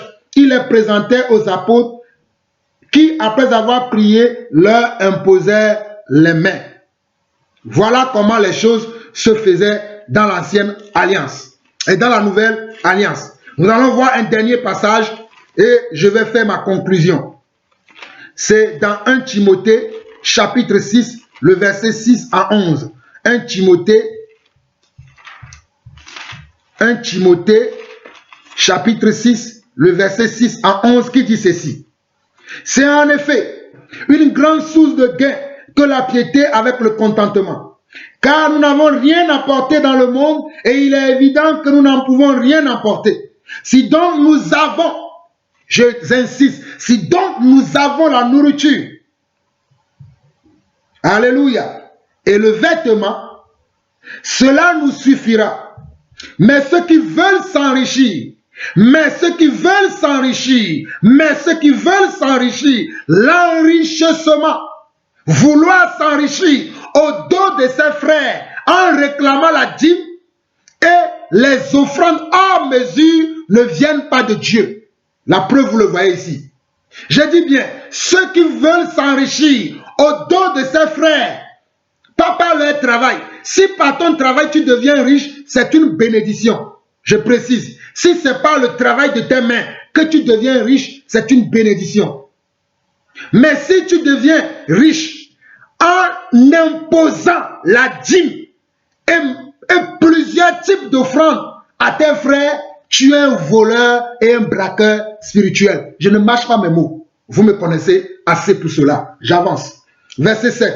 Car nous n'avons rien emporté dans le monde et il est évident que nous n'en pouvons rien emporter. Si donc nous avons la nourriture et le vêtement, cela nous suffira. Mais ceux qui veulent s'enrichir tombent dans la tentation, dans le piège et dans beaucoup de désirs insensés et pernicieux qui plongent les hommes dans la ruine et la perdition. Car l'amour de l'argent est une racine de tous les maux et quelques-uns, en étant possédés, se sont égarés loin de la foi et se sont eux-mêmes jetés dans bien des tourments. Regardez le verset 10. Car l'amour de l'argent est la racine de tous les maux. Et quelques-uns, en étant possédés, se sont égarés loin de la foi. Donc vos pasteurs, que vous voyez aujourd'hui là, ils ne sont plus dans la foi. Alléluia. C'est ce verset qui me le confirme. Ils ne sont plus dans la foi. Ils se sont égarés de la foi. Parce qu'ils sont comment? Ils sont devenus des cupides. Ils sont devenus des gens qui veulent s'enrichir. Et ils ont fait naufrage par rapport à la foi. Ils sont égarés de la foi. Et ils sont jetés eux-mêmes dans bien des tourments.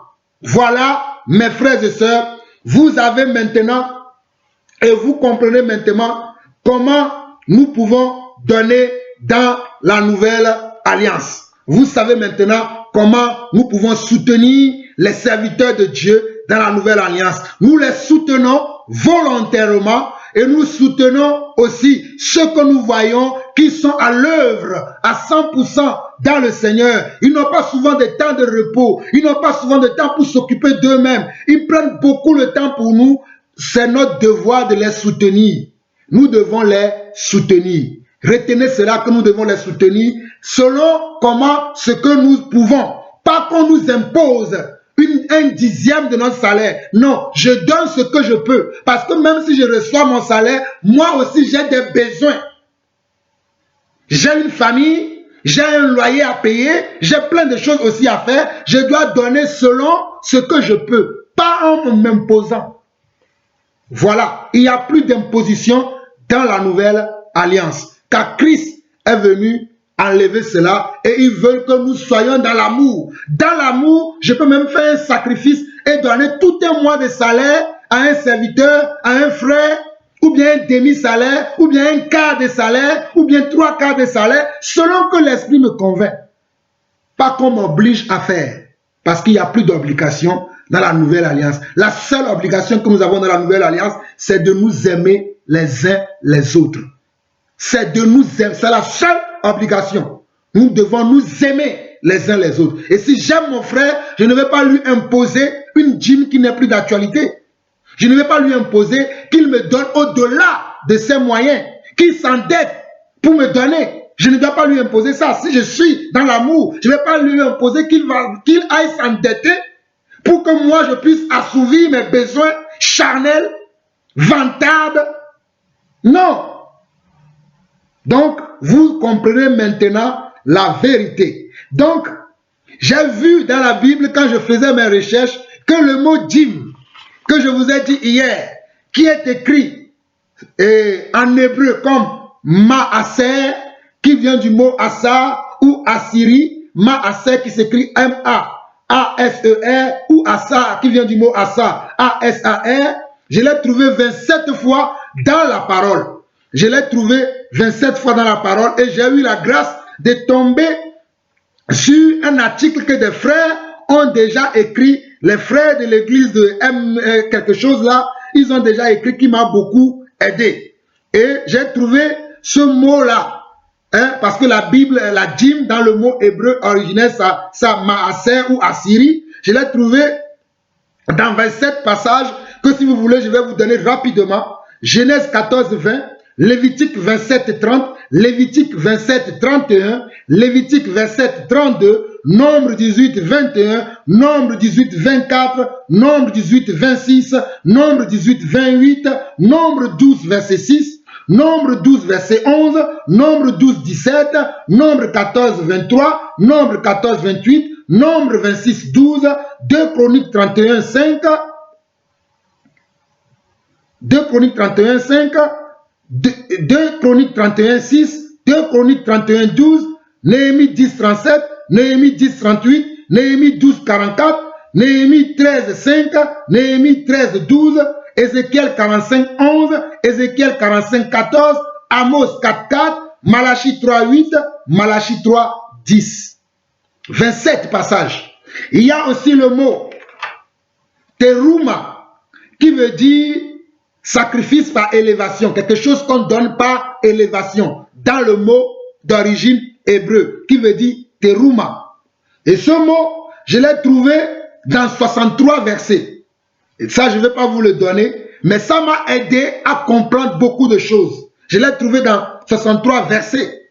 Je peux vous donner quelques-uns, Nombre 15, 20, Nombre 18, 24, Nombre 6, 20, Lévitique 7, 12, 15, Exode 29, 27, ainsi de suite, ainsi de suite, ainsi de suite. Et je peux vous parler après même du mot sacrifice par élévation. Ça, j'ai appris en cherchant, en comprenant bien la dîme. En tant qu'apôtre, je dois faire des recherches. J'ai compris beaucoup de choses que j'enseignerai plus tard. Mais que le Seigneur vous bénisse. Donc voilà, si vous voulez ces liens, je peux vous les envoyer. Si vous me demandez, je peux vous envoyer ces liens. Mais un enfant de Dieu, comme nous l'avons vu dans Luc chapitre 1, le verset 1 à 4, doit faire des recherches. Mais un enfant de Dieu ne doit pas aussi être tout le temps dans « je veux la connaissance, la connaissance, la connaissance, la connaissance ». La connaissance, la connaissance, non. La connaissance sans la pratique ne sert à rien. Quand tu veux la connaissance, assure-toi aussi que tu es prêt pour pratiquer ce que tu apprends. Si tu vas avoir juste la connaissance pour t'enfler de connaissances sans la pratique, que te sert-il ta connaissance? Tu vas aller en enfer avec ta connaissance. Mais que ta connaissance te sert à aider les frères qui sont dans les besoins, à aider les sœurs qui manquent d'édification, à les édifier dans la vérité, dans l'amour, que cela te sert cela. Mais si c'est juste un type de connaissance pour montrer que toi tu connais plus que les autres, tu n'as rien compris. Ce n'est pas dans ce but-là que je suis venu partager, mais c'est pour que vous soyez édifiés. Et j'interpelle mon frère Barwani Enzo, que j'aime dans la foi, que son enseignement sur la dîme et le salaire, comme je te l'ai dit, que je vais éclaircir les points que tu n'as pas éclairci dans ton enseignement. Voilà ce qui est fait. Tu en feras ce que tu veux. Si tu veux corriger ton enseignement, tu le corriges. Si tu ne veux pas le corriger, tu es libre. Mais en tant qu'enfant de Dieu, je dois te dire s'il y a quelque chose qui n'est pas juste. Et je l'ai dit. Que Dieu te bénisse. Tu as fait un bon travail. C'est un grand travail que tu fais. Et continue à faire ce grand travail. Mais reste dans la doctrine. Reste dans la volonté de Dieu. Ne va pas trop chercher les choses qui n'ont rien à voir avec la volonté de Dieu, comme Dieu le veut. C'est ça ce que je peux te dire à toi. Mais que Dieu te bénisse et que Dieu bénisse ton ministère. Pour les autres, les frères et sœurs, que Dieu vous bénisse aussi également pour votre soutien. Vous qui m'avez appelé pour demander mon avis concernant cet enseignement, voici mon avis. Pour vous qui voulez savoir comment nous devons marcher dans la doctrine de Jésus-Christ, voilà aussi la doctrine de Jésus-Christ. Pour vous qui voulez comprendre comment donner aujourd'hui, voilà ce que nous enseignons. À vous maintenant de juger. Si vous voulez pratiquer ce que vous avez l'habitude de pratiquer dans vos assemblées, si vous voulez pratiquer ce que les uns ou les autres disent, vous êtes libre de pratiquer ce que vous voulez. Mais nous, en tant qu'enfants de Dieu, nous, en tant que ceux à qui Dieu a ouvert les yeux, voilà ce que nous enseignons et voilà ce que nous pratiquons. C'est ce que je suis venu vous partager aujourd'hui. Que le Seigneur vous bénisse pour votre écoute, pour votre amour. Merci pour vous qui priez pour moi. Merci pour vous qui me soutenez aussi. Merci pour tous les frères dans le monde entier qui me voient comme un serviteur de Dieu et qui me sont soumis aussi. Que le Seigneur vous bénisse pour tout ce que vous faites pour nous. Soyez bénis. Je ne vais pas trop m'attarder sur ce. On se reverra la prochaine fois. Je continuerai sur l'enseignement que j'avais mis en stand-by pour parler un peu de la dîme, ce qui est sur le nom de Jésus. Il y a une dernière partie que je dois faire. Je le ferai très prochainement. Soyez bénis et continuez à prier pour moi et à ma famille et à prier pour les frères et sœurs aussi. Continuons à prier pour nous les uns et les autres. Soyez encore bénis. Shalom, shalom et shalom.